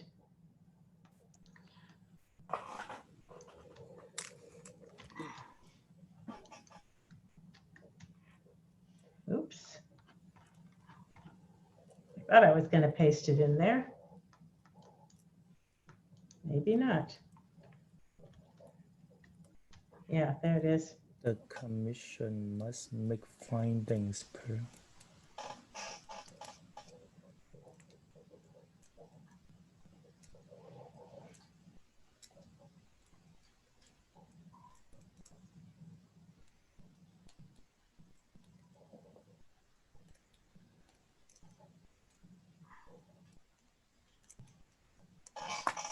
Trevor, what do you want to say with that sentence? I mean, I can go a bit further in the description, but that was just a shorthand version without taking the entire citation. Right. Where would this go, Trevor? Oh, Is it in the approved? I've got 3. Where's the reso? Oh, okay, it's here. Yeah. Is it approved with the following conditions or something? Yes. Yes. Yes. So I sort of put it in the right general area without formalizing it. I don't know. I don't both. Community board 3 recommend the approval of the modification to Seward Park Extension East LSRD with following conditions.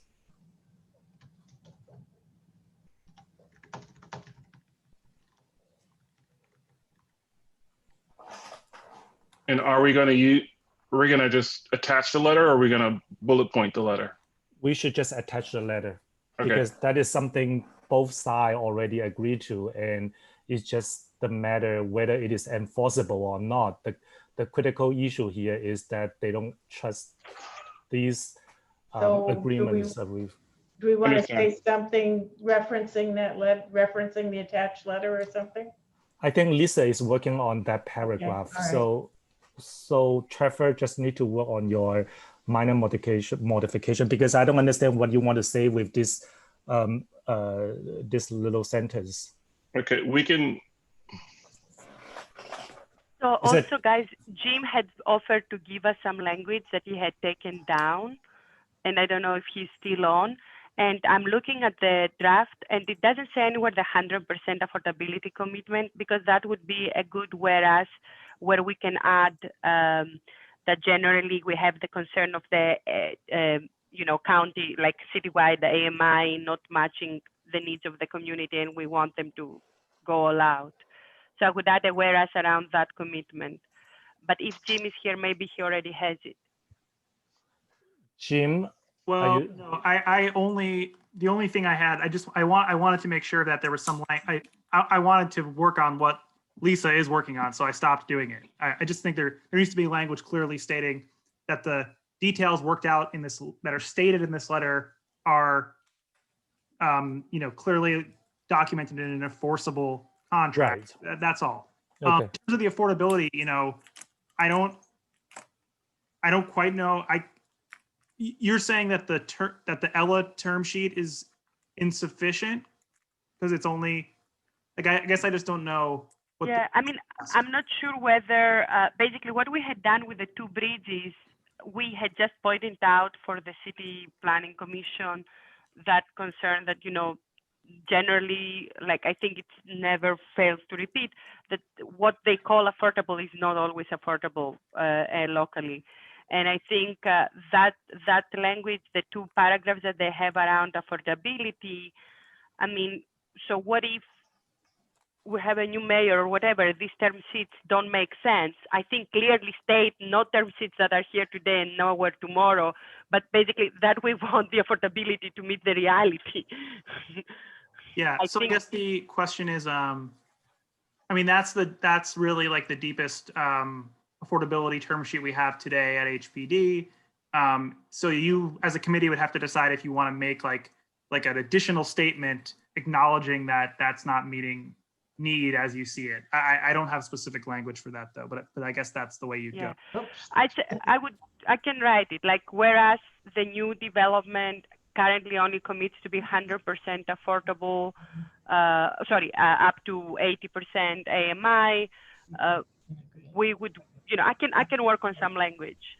I think to be careful though, it's an average of 80% AMI. So just, Yeah. Olympia, if you have any thought about that, you could drop something and then send it to Linda. So I can just I? put in what she wrote. Lisa? I just put in the chat. It would seem to me something as simple as this. Okay. Oh, did you? I This is see. your alternative You've got it there. in there. Yeah. That the therefore clause would start out saying, instead of the way it's currently written, therefore be it resolved, Community Board 3 supports the modification of the Seward Park Extension East LSRD only if the following additional matters are addressed. Oops. I have a typo in there. And then the first one would be, or one of them would be, the owners of the development would enter into a legally enforceable agreement with the Grant Street Guild Residents Association, agreeing to the points included in the in the letter written by the Grand Street Guild Management Office dated October 16th, 2020. And should we identify that letter as a letter to Margaret Chin? Okay, That's what it was, a good I idea. think. Yeah. And Jim, the question of the line that I'd like to add, is there a clear way to add that? I understand it, I mean, unless you technically know it, without citing the entire language. Yeah, so I wouldn't insert the whole language probably just because I think what is there, like probably 7 or 8 different findings they have to find under that. Correct. So I think you're fine just stating 78 3. Sorry, it's so small I can't see it. 78.3.13. I mean, they have to make those findings, right? That is the charge. How they execute it, I think, is the question. So I mean, maybe you want to say something like the commission must, clearly and I mean, because your concern is that they'll make a determination and we don't exactly understand how the project met the findings. Is that correct? So maybe we say something like the commission provide clear and complete explanation of how this project meets all findings under 78.3.13. That's fine. Can you repeat that again? I'm putting that Yeah, on. say it again and I'll update it here. Yep. I guess, so I was saying the commission make Must clear make and complete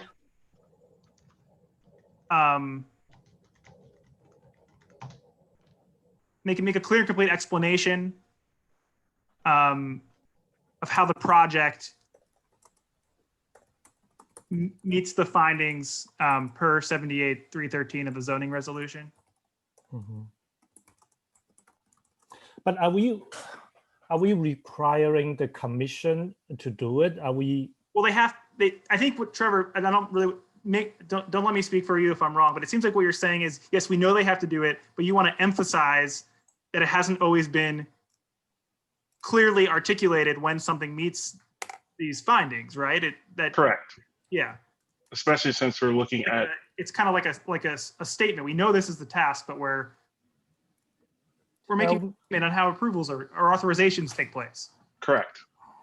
And I think it's important here because we're looking at a non-ULURP minor modification. Right, and it's kind of creating a record for how we deal with these complicated. Jimmy, you're muted. I'm good. We're good. We're good. Okay. Can we move the first point, the minor modification, as a second point? Yes. Great. Swap the paragraphs. Do we like Lisa's, therefore be it resolved? I mean, both are okay. Both are fine to me. I mean, we can use Lisa's. Yes. It's a little bit better. She's always a little bit better in writing. And then Olympia, do you still want to add the? Yes. Okay. Yes, I do believe we need to make sure that these new buildings are, you know, that there is commitment for best efforts to keep them affordable, because I think they have different regimen than the pre-existing buildings.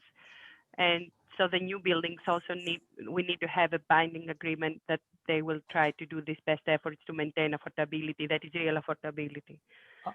Linda, can you move the Trevor's point as a second point? Sure. Thank you. No problem. And I'm trying to see if Matthew is still here. Matthew, are you still here? Oh my God, Matthew is still here. What about Yep. Olympia's point? We just wait for her to finish her point. Matthew, can I ask you a question, Matthew? Is he still on? Yep, I'm here. I was having trouble finding the unmute button. Oh, great, thank you. Matthew, I'm reading the language, right? So correct me if I'm wrong. Do we, like this type of a language, do we require the commission to do, as we say in the resol? Can we do that? I don't see the resolution. Let me see if it's on a different screen. Sorry. Oh. Here we go.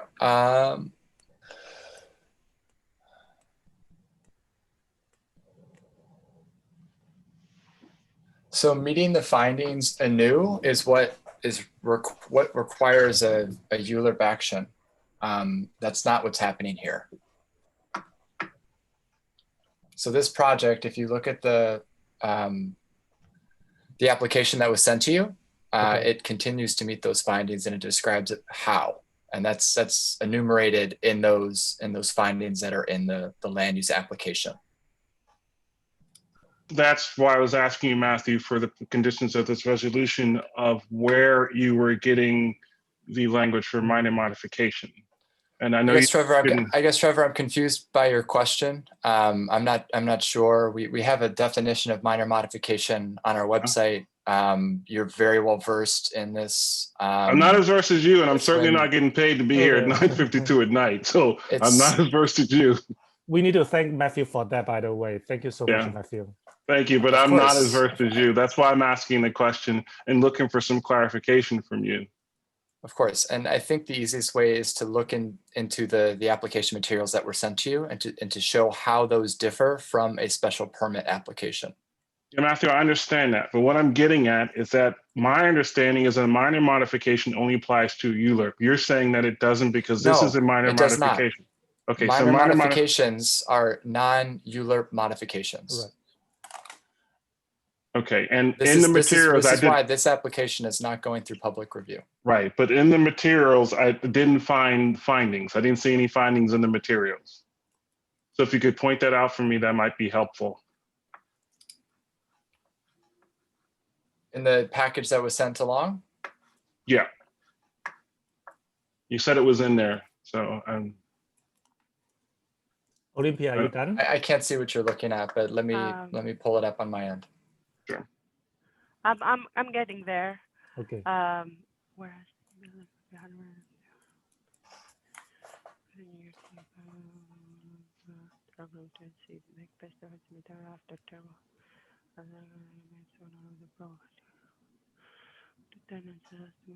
Trevor, on the minor modification point, I just, I it's not like I don't want to put the point on there. I just don't quite get it. Like, how do we ask the commission to explain this? That's just something I don't understand. Like, we understand like the condition usually is for the applicants. We ask the applicants what to do, but then how do we ask the commission to make a clear and complete explanation? I thought that should have been stated in the application itself instead of asking them to review. I could be wrong, but I mean, Jackie? It is stated in the application, right? I mean, LR item 11, I just wanted to say that this was sent along to the community board most recently on September 30th. so if you, on the website, right, where we post the land use application, the kind of enumeration of the required findings begins on page 3 of that document, right? This is kind of like the boilerplate city document you see for a lot of these. I could try to share it in the chat if that's useful. I just shared it. Beginning You can share it, but for the purposes of this meeting, because we can always modify the language here, and I don't have clarification. It's 9:55, so let's hold off on that bullet point. Let's get some clarification from city planning. Otherwise, we could spend another 20 minutes on this. I'm not sure what clarification you need. I'm sorry. If this is something that needs to be written out. Yeah, I'll follow up, Matthew. It's just right now Okay. it's late, and I don't think we have enough. We can discuss it another point, but just understand that I'm not as versed in this as you are by any means. That's why I'm asking the questions. Sure. We're happy to answer when you send along the question.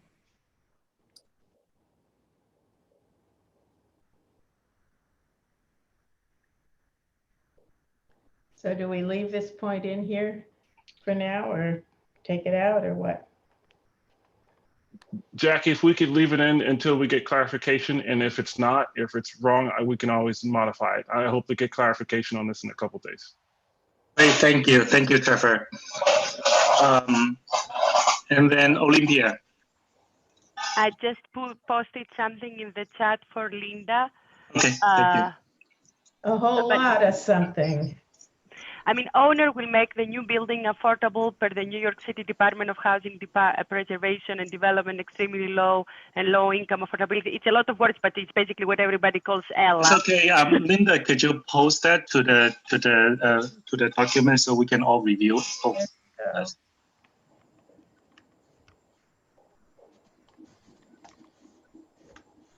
I don't know. I hope it doesn't complicate, but is there language about affordability already in the letter from Margaret Chin that we could just say? Yeah, I looked at that, and basically it's for the all pre-existing buildings, and instead this one is for the new buildings. Clearly.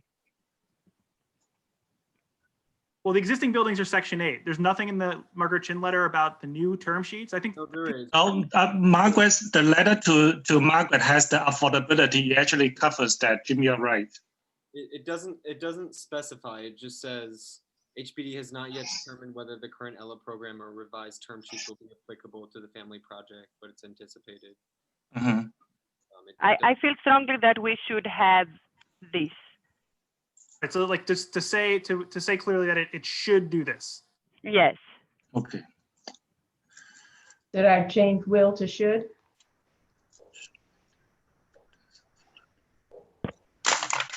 Sure. I don't know. It's the same. It has a little different meaning, so.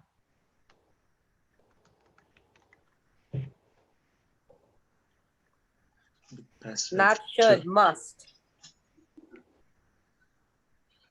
Well, we go from will to should to must. Yeah, will is fine.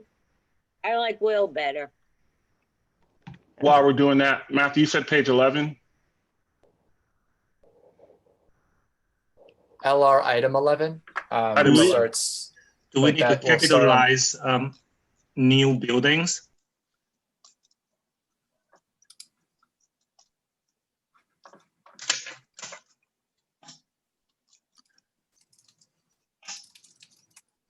Linda?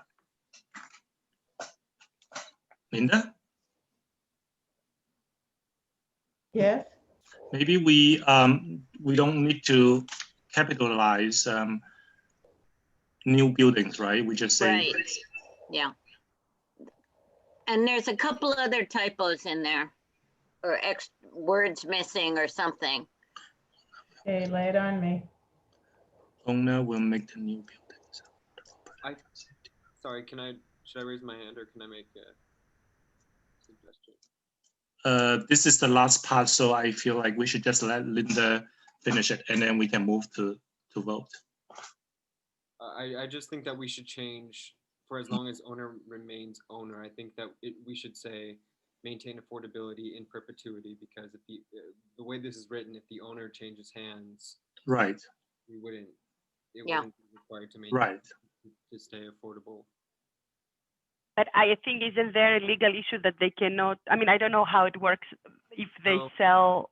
It usually runs with the land. The Good. Almost always in the regulatory agreement, the restrictions run with the Yeah, land. it's a deed restriction.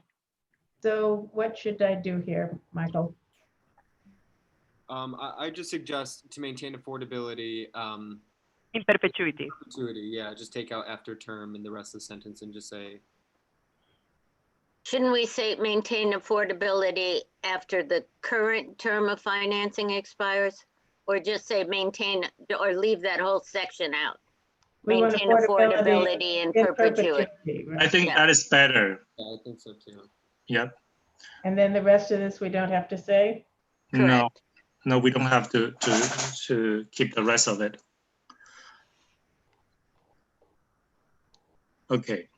I mean, one question is just the context is affordability within the context of poverty, homelessness, etc. So like not the 80% vague thing, right? Mike, is that still clear? Well, the Ella term sheets have different options. So, you know, and as it says in the letter to the councilwoman, that could potentially change. So I'm not sure how we should address that in this. Linda, let's just, I think, yes, I think we can just delete it for now. So, yeah, we need some expediency here because we've been on the same issue for 3.5 hours. and we also have, yeah, so let's just move on. It's complicated, Damaris. Thank you, Linda. Thank you. I think for stating the obvious. Yeah. So Linda, I think what we can add to make it clear is where it says and make best efforts to maintain affordability in perpetuity. Maybe we can say to maintain affordability according to the local data set. What do we call it? According to the local area median income, like the district area median income. What's the proper language, Mike, here? I don't think that. No, it's not. Ella is already the program itself of affordability. Yeah. Yeah, I don't think that any HPD programs use local. They always use. No. Right. Yeah. And the Ella itself kind of like stated that. So for the sake of time, I don't want to read the whole result. I just want to know if anyone opposes it. If not, then can we just read the be resolved clause? Michael, would you be able to help us so that we just try to see if we want to approve it or not? You want me to read it? Michael, can you? Michael to read it. Let Michael read it. I don't care. Too much work for you. Community Board 3 supports the modifications of the Seward Park Extension East LSRD only if the following additional matters are addressed. The owners of the development would enter into a legally enforceable agreement with the Grand Street Guild Residents Association, agreeing to the points included in the letter written by the Grand Street Guild Management Office to Councilmember Margaret Chin dated October 16, 2020. The commission must make a clear and complete explanation of how the project meets the findings per 78-313 of the zoning resolution. The owner will make the new buildings affordable per the New York City Department of Housing Preservation and Development extremely low and low income affordability ELA program term sheet and make best efforts to maintain affordability in perpetuity. And maybe we should attach the letter because people haven't seen the letter. So attach to this reso. Yeah. Right, the letter would be attached to the reso. Trevor, can I say it is also under the understanding that the second point may stay or may be removed, depends on your discussion. Down to the end, shall we? Right. Correct, but we're leaving it in, and I'm looking it up as we speak. at 10 o'clock at night on a Right. whatever Okay, day all this is. So I'm just gonna ask to move the resol. Anyone, do I have anyone motion that? I move to approve. Any second? Second. Okay. Second. All in favor? Aye. Aye. You might want a roll call just to. Yes, Michael, please. Sure. Sorry, just let me get, Jackie, Yes.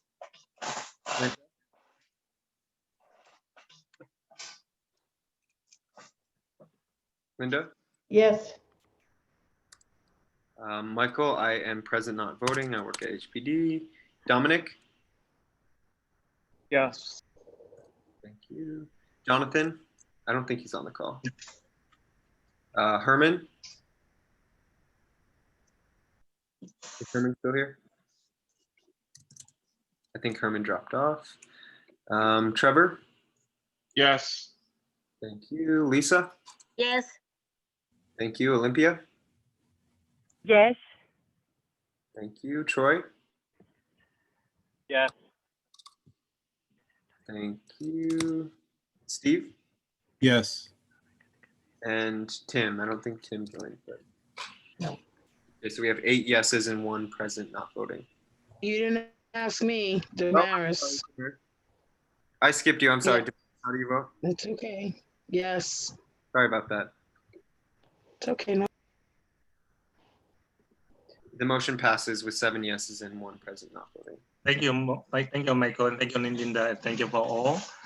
I have 2 cats fighting really hard right now. I really want to shut them. Anyway, thank you, development team, and also the residents of the guild. The application has been approved with certain conditions. It will go to CPC next week, and the application, our resolution will also be brought to our full board for city vote. And then thank you. And our next item is the budget priority. I'm sorry, I'm like tonight is 10 o'clock. So about the budget priority, Jim, do you want to give a brief introduction? How do we do budget priority every year? So as you pull them up, so you'll vote on the district needs statement, which you've already conditionally approved in a prior meeting. You'll vote on that and the budget priorities at the same time, but you haven't talked about the budget priorities yet. You need to rank your budget priorities, and this is very important.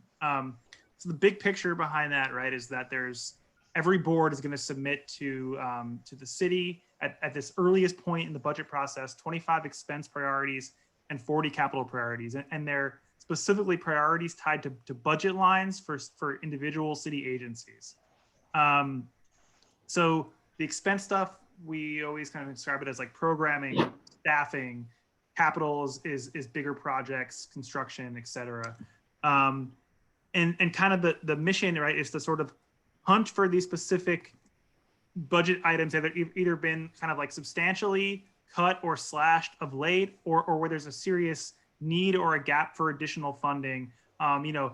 Finding new budget line items has kind of been a flop, as we've seen in past years. It ends up ultimately many times being kind of a wasted priority because they just say, this is not an agency budget line. You lose your 25, you lose one of your 25 on that. So we actually spend a lot of time researching all of this and going to a series of meetings with all the different agencies where we try to determine, what is on the table for us to request. What is something that we can advocate for based on the needs we've identified that might actually get funded if we were to request it and not just get thrown out the window, which many of them will be, but we try to prioritize ones that have a chance of getting funded. Jackie, as the chair, attended for the agencies that were related to housing and land use. Those meetings were last month and a little bit, I think, in August. So you'll see what we've come up with. They're based on those conversations with HPD and DOB and kind of this like intense dive into their current budget and based on requests we've had in past years. You will rank those. That will ultimately be something that goes before the full board. But what's important is that what's going to happen at exec is they have to narrow this list down to 25. So your ranking of these items is extremely important because the ones at the bottom of your list for housing and land use, may drop off of that top 25. So take the rankings seriously because the ones that are higher on the list are going to be more likely to make that final cut for the top 25. Jim, when you had these meetings, had you and Jackie, my biggest concern here is they cut the capital budget of HPD because of the fiscal crisis, and there will be federal relief that they could decide to reinstate some of the budget of HPD. So are we gonna have some sort of paragraph as CB3 on the top explaining that, or should we add it here in this language? Well, I would draw an important distinction here between district needs and budget priorities, and I'll use an example here. That's the need for capital funds for affordable housing is 100% a top district need, and we say as much in our district needs statement. The problem, and we found this out in past years, is when we request that specifically as a budget line item, it gets wasted because the formal response from ONB and HPD when they answer that question is they say, oh, well, the project pipeline is not decided geographically. So when CB3 says we want more capital funding for affordable housing, it gets wasted as a priority request because they say your geographic location as a community board has no influence on how we dispense this money, or they're like the relationship to how we request or negotiate with HUD about funding. So it is clearly articulated in our district needs, but we have found that it's kind of a waste of a priority for budget priorities. And what's more effective with budget priorities for capital needs is like requesting really specific items, like repair this set of lights in this park, get this bathroom installed at this pier. That they move on those, whereas you would waste the priority if you ask for capital funds from HPD. And I only say that because we've done it in the past. We've seen their answer. They'll blow it off. And they're not wrong. I mean, it's the truth, even though it's frustrating. Linda, can you pull up the budget priorities? Do I have budget priorities? I can email you. Yeah, I don't think I do. I have the rules for budget priorities. But... Okay, let me send you right now. Okay.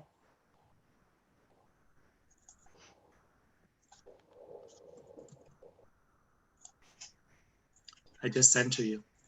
Okay.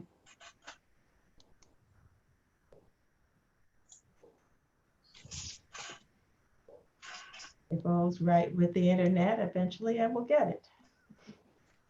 Can I just get clarification? The intent is to do this prioritization tonight?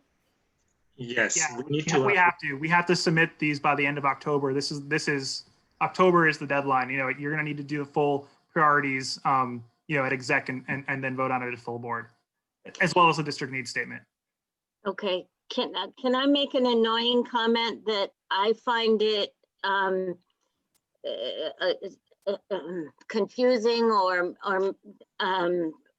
confusing is a good word, to say restore budget cuts. I think what we want to do for staffing, we don't want to restore the cuts. We want to restore the staffing. No, we can totally do that. Yeah, and I'm going to cut to the chase. I think we should have a I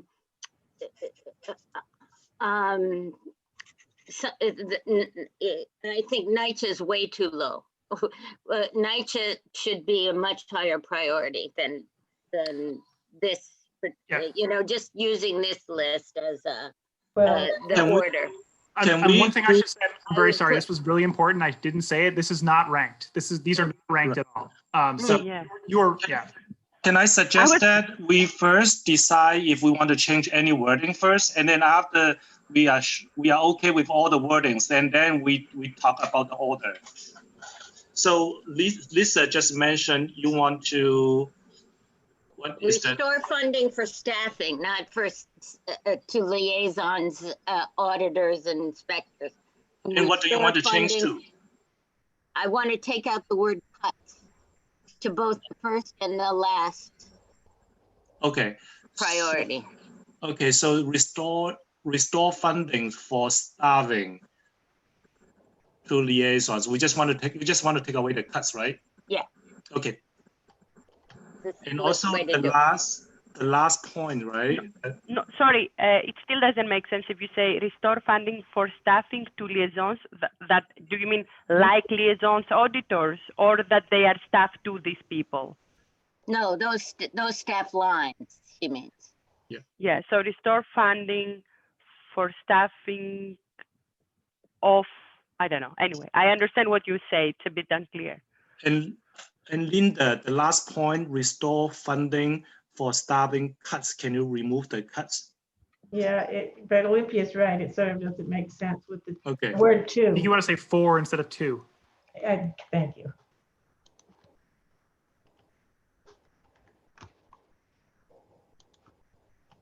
Great. Any other wording change committee members wants to make? I just have a quick question. Since I work at one of these agencies, I'm assuming I also can't vote on this, or I don't want to break any COIB rules. But I think you should comment. You can comment. Yeah, you can. If you have any thought, you can say it. Okay, so hearing, Michael, do you have anything to add? Okay, so if I hear hearing nothing change on the wordings, so we just gonna arrange them in the order we feel, arrange them in the order of importance. And I heard Lisa mention before she wanted to move. I feel like the last one is more important than the waste management. But like I'm okay with. Yeah, I propose to make the last one the first one. So we can actually make both nature items to bring it to the top, if you guys want to. Okay, I agree. Okay, so let's make the last one the first one, and then this one the second. Okay, good. And the CLT the third, I recommend.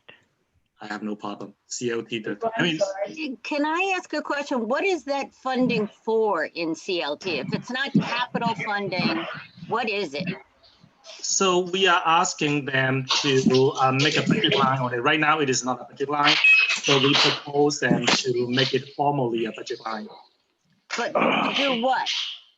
So generally, I would say it's frowned upon to ask for a new budget line to be created, because they'll say, well, that's not a budget line. We can't allocate money there. But in this case, HBD has been really clear to us over the last few years that they support with staff this CLT learning exchange that's been happening, but they finance it. The money Where is that noise coming from? Troy, can you mute, please? Or mute him. Guys, Troy. Okay, so so it's financed through Attorney General settlement money, and I think there's a big matching grant from Enterprise Community Partners, and HBD has even gone as far as to say year after year, more and more, we're embracing this program or this model strategically. We want to dedicate staff positions to this, and I think they are going to hire staff, but still funded outside of the agency. And because it's so important in this district, and we've made a fuss about their like profession of support for this, we just thought it'd be useful to press them once again to match funds as a city budget line, or add funds as a city budget line. I mean, I think it's for the CLT learning exchange, or something similar. But not. So that means it's to,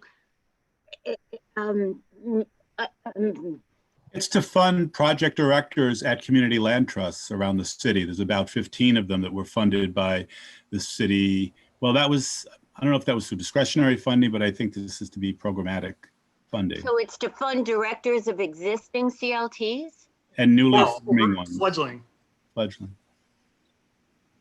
But it's not capital. You're right. All right. It wouldn't be my priority, but whatever. I will say this one's kind of like a victim of this is the particular framing of HPD's budget line around this issue, and that's why we've used the language.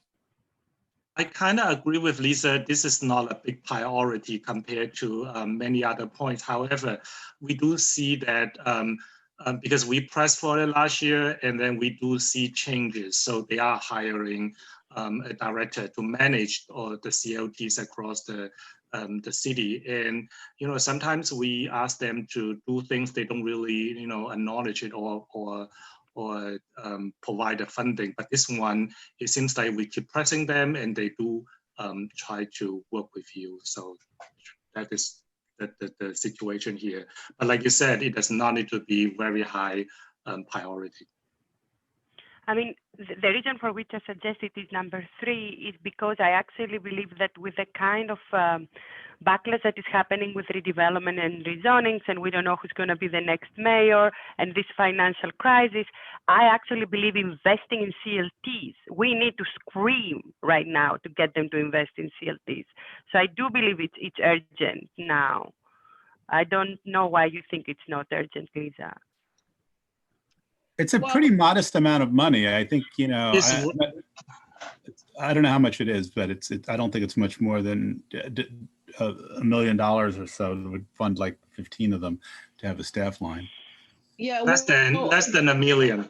I think 700 something this year, because last year was slightly above 800, and I know this year because of budget cuts is smaller than that, but that is just discretionary funding through council, and we are asking HPD to have a budget line on it, and this year they do agree that they are going to hire a director to manage, out of the HPD budget to manage the. Jim, correct me if I'm wrong. I think it is out of HPD budget. I don't know if it was a director. They just said at the budget meeting that they're looking to bring on a staff position. Right. At HPD. Last year, they said, no way, there's not enough interest in CLTs to have HPD staff working on this, but we support the CLT exchange. This year, they said, actually, the interest is there that would make a staff position worthwhile, but we don't have the money for it. So we're just kind of pushing again because we got movement last year. That's all. The staff hires will be funded through enterprise, but we're talking about next fiscal year. So we're just kind of trying to push the ball forward, if that makes sense. All right, can I chime in for a second? Isn't this initiative funding? The year before they couldn't get any CLT money. Then last year they finally got the CLT funded as an initiative. And then what that really meant was that there's multiple organizations around the city that are working in coalition around the CLT through a learning exchange, and that funding is covering their ability to have staff capacity to work on this project in coalition. So I just wanted to clarify that, because for me, if we're gonna ask for resources like that during a year right now, where we just experienced COVID, people have lost their jobs, we're asking for a moratorium, we're asking for rent forgiveness, and in prior years, we always ask for resources for local organizations that are providing housing counseling, and I see that is completely gone from here. So like, I have a problem supporting, a priority for CLTs, but I do have a problem that there isn't any wording in here or asking for resources for groups that are doing housing counseling and preventing evictions and working with tenants in our district, especially in this trying time. I think that needs to be a priority. You're right. The explanation And if there's a city agency budget line for that, that's fine. But the explanation of why it's not there is because that's discretionary funding, right? These particular requests have to go to. So is CLT. CLT funding is discretionary as well, Jim, and it's been there in the past. The funding that I'm talking about. Yeah, no, I know. So last year it was in there, and the budget response we got. The year before that, and the year before that. I'm trying to give the answer. It's because the answer they gave when we asked for it is that they're not acknowledging our request because they keep saying every time, oh, that's not our responsibility. That's not HPD, right? That's discretionary funding. So I mean, you can ask for it, but I'm just saying that is going to be their response. So it's sort of not going anywhere. I understand the need. I'm just saying that's what OMB and HPD's response is. So the need is real, but the request is getting ignored because they have this technical out, right? They're going to say. But Jim, they're all city council discretionary initiatives. Even the CLT is a city council discretionary initiative. Yes, I know, but at the HPD meeting we had in September, they were saying, right, that they're still going to use the enterprise and AG money to hire a staff member, but it's going to be an HPD staff member. So all I'm saying is they're moving in the direction, I think, of, in addition to the discretionary funding, also having an agency budget line. So let's put it as a low priority then. I completely agree with you and understand. I'm just trying to say, like, that's why we're asking the agency, because we felt like there was an opening where they might add additional funding in addition to the discretionary council funding and the AG money. But so Jim, to Damari's question, would the right to counsel be a budget line? Because definitely people need legal representation when there is a moratorium of eviction. It is a budget line. It's funded through HRA. So right? then maybe we should add that. How about that, Damaris? That's a budget line. It's a different committee, and it is on the budget priorities. So I think Damaris isn't talking about legal counsel. She's talking about more general community organizing. Yeah, I mean, Damaris is 100% correct. Everything is 100% correct. The only reason it's not there is because they've been giving us that no answer, right? It's like, I mean, maybe it's something that we need to write a resolution about because we're advocating for more discretionary funding. But when we send the line to HPD, they just write back and say that's not our budget line. Well, there used to be a city budget line. I don't know when it went away. Maybe I'm out of touch, but there used to be community consultant contracts were in the HPD budget for decades. And the neighborhood preservation also program was in there. Personally, I say, we should include it. For years, we've included it. This is the first I'm hearing, and I've been on this committee for almost 10 years now. This is the first I'm hearing that the city has pushed back and said, it's not our problem or it's not up to us and you shouldn't include it in your budget priorities. This is the first time that I'm hearing that being said. So I'm of the mind that we include it and, let the chips fall. What is the harm in putting it in there? And if they're going to say no, then they're going to say no. I hear you. I just wanted to add that here's the thing. So I don't oppose Damaris on that. I just wanted to say when I am reading last year's priority, what Damaris said actually didn't get to the priority last year. And since each board can only submit 25 items to city, some of what we have here may not get on the list eventually, get on that community board list eventually, and advocate, and the money for the advocates didn't get into the list last year. So I'm checking the expense priority for fiscal year 2021 we submitted to the city. It didn't get on it. That's why we're supposed to prioritize. And we have only made the first two. Right. So and also when it goes to, I think Olympia must remember that last year, all these, like we propose, right now we propose 1, 2, 3, 4, 5, 6, we have 6 points, but eventually maybe not all of these 6 points will get on the list. maybe, We understand maybe that. 3 of them, Yeah. right? Maybe 3 or 4 at the most. Yeah, so I think the basic services for DOB and restoring those cuts for basic inspectors and liaisons is a really important one. And I like keeping that near the top, if Keep not this as- 3. Want to keep this as 3? I do. I think it has much more, I'm sorry about my feeling that CLT is a good concept, but I don't feel like it has the depth of influence and importance to the community as something as basic as DOB services. right.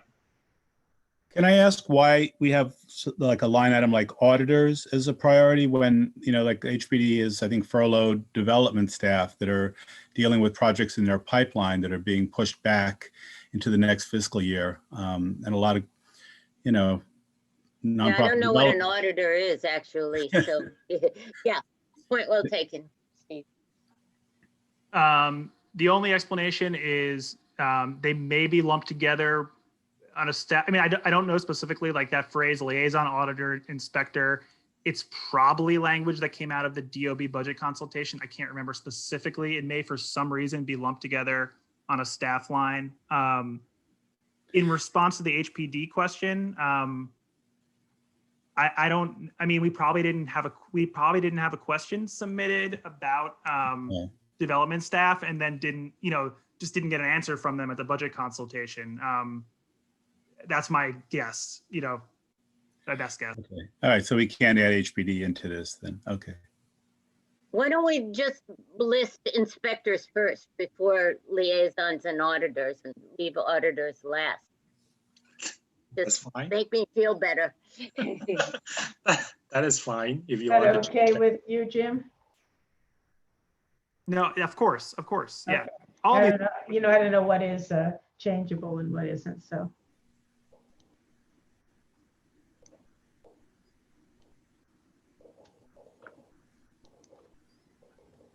Any other comments about the list? Number 3, number 4. Oh, word is so helpful, isn't it? Yes.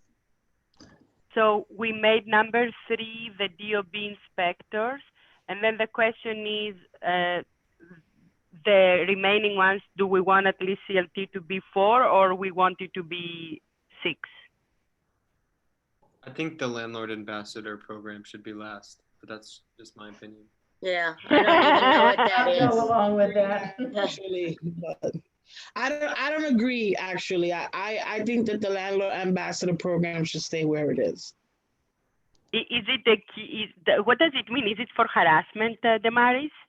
No, I can. Ambassador program, I can tell you because we're ambassadors. The landlord ambassador program educates the public on all of the requirements and eligibility requirements and availability of the housing lottery process.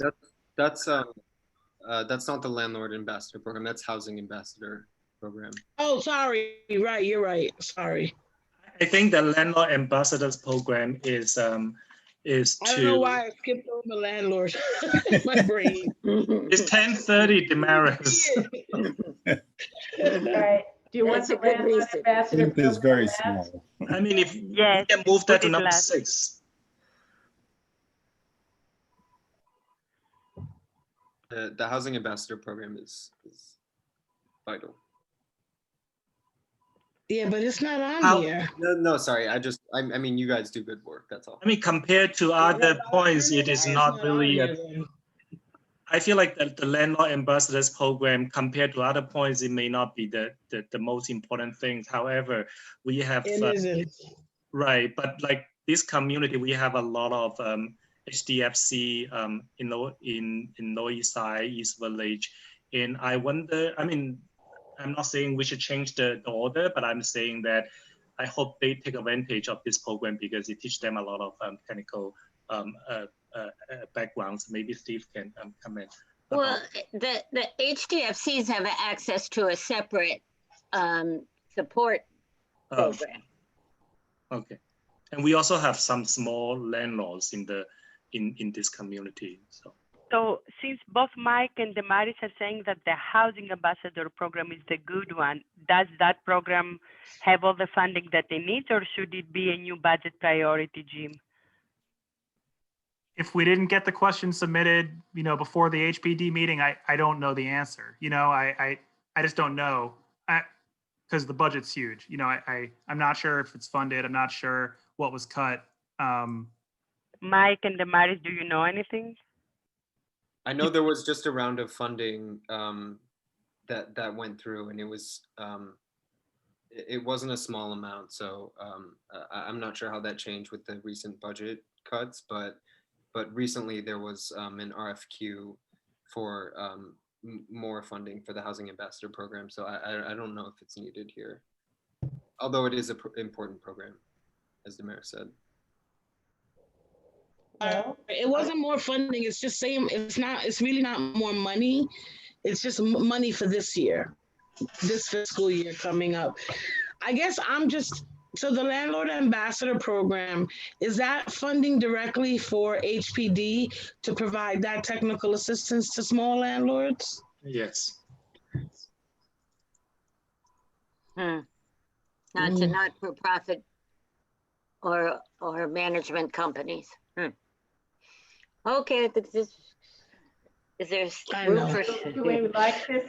And also, my suggestion is that, every year, we always do that, we should try to submit those questions in advance of those meetings. Like the DNS, when we start the district needs statement, I always ask committee members to make sure you submit your questions if you want to, and then we'll bring those questions to the district office, because all these points, the district office actually need the time to investigate them, to see if funding are already allocated, already in place. If they're already in place, we don't want to mention a point here. I mean, a lot of things are important, but then each community board can only submit 25 points. So we want to make sure that these things are actually not funded, so we can continue to push the city. Can I make two quick suggestions? One thing. Oh, I'm sorry. I just wanted to say that I don't necessarily agree with that approach, because I think as a community board, it is also our job to affirm what our priorities are, whether or not they are existing they are being funded currently, or whether they are not being funded. Because to support new initiatives and not demonstrate our support for current effective initiatives could mean that that the city doesn't think it's a priority anymore for us, and could eliminate those lines. I want to add that that's why we have district needs statement, because the district needs statement is also provided to the city. We tell them that advocacy is important, to fund those nonprofit organizations is important. However, this is you're talking about budget line, right? So there are some technicalities. Sometimes for technical reasons, you don't get it on to on this list. No, it's not that it is not important. I think you are absolutely correct. Funding those nonprofit who advocate for the tenants is very important. No, Jackie, that's not what I'm saying right now. I said that before. With all due respect, I'm just simply responding to your point that if we supported things last year, this year we should support other things. And I'm saying that I don't necessarily agree with that approach. That I think that when we have programs that we are supporting that we think are effective, whether they're, nonprofits, whether it's housed at HPD, at NYCHA, it doesn't matter, that it's also our responsibility to demonstrate that continues to be a priority for us. That's all. I also just want to mention, I think the Housing Ambassador program is funded by Citibank, by their development group or something. So I don't know if it's directly related to HPD's public. I'm just going to speak because it's getting pretty late, and we do this every single year, and I think we lose focus of what we're supposed to be doing and the differences between district needs and land use budget priorities. So if we can refocus on ranking these budget priorities, because we could add a whole list of new stuff and make it long, but these are what was submitted, which are different from district needs, and just try and focus on the budget priorities that we have in front of us. We go through this thing every single year where folks want to add things or subtract things, but we're never going to get anywhere if we don't start with this list. So I suggest we vote on these and go home. Are you motioning this? Yes, I move that we approve these budget priorities. Anyone second? I'll second. All in favor? You should have asked if the conversation was finished, because if the matter hadn't finished, you know what I mean? Okay, That's the due process. It's okay. I'm done. I'm okay. For some reason, you all still think I'm trying to advocate, for this. I think there's there's a little bit of confusion around process for me. That's all. So let's move on. I'm fine. One thing I think is when we're earlier in the process, this is takes a whole year, right? This is a cycle. And when we're earlier in the process, like when we're doing district needs, we don't necessarily have these budget priorities in mind. So I would suggest that we try to do that this year and make sure that we get what we want in there so that it gets addressed. Then it goes to these meetings, it gets addressed. The agencies say yes or no, and that's what ends up on the list. So, Yeah. We're sort of in the wrong part of the process for adding new things. Linda, what I might want to recommend, and let's vote on this and move on, but maybe we should put this as an agenda item for next August, so that bring the right questions into those agency meetings and get everything addressed clearly. Yes. Good idea. Exactly right. Okay, so all in favor of the priority. Michael, can you do a roll calling? And will this also be the adjournment? Yes, thank you, Lisa. That's what I'm gonna suggest. Thank you, Lisa. 10:45. Oh my God. Oh, the record in the wrong direction. Yeah. Well, just remember what Herman said about SLA. So I feel bad for Herman. It's just so yeah, it feels a little bit like SLA, doesn't it? Yeah. That's why you got out of it, Lisa. You bet your booties. That's right. At this point, Couldn't take it anymore. Michael? Okay, Jackie? Yes. Linda? Yes. Michael, I'm voting present, not voting, because I don't think I can Poor vote. thing. Dominic? Yes. Thank you. Jonathan is not on the call. Herman? Herman's gone. Trevor? Yes, and good night. Thank Good you. night. Lisa? Yes. Thank you. Olympia? Yes. Damaris? Yes. Thank you. Troy? Yes. Steve? Yes. Thank you. And Tim? I don't think Tim's on. Nope. Oh, thank you, Michael. And also tomorrow night is gonna be the night chat meeting, and I was planning to send out a friendly reminder to the night chat committee subcommittee members. But since I have Troy here, and also Damaris, whoever you want to join the meeting, just feel free to attend. That's it. Thank you. Thank you all. Good night. Thank you. Thanks. Good night. Good night. Good night. Good night. Good night. Thank you. Thank you. Thank you. And sorry for taking so long tonight. Thank you. Not your fault. No, thank you. Thank you.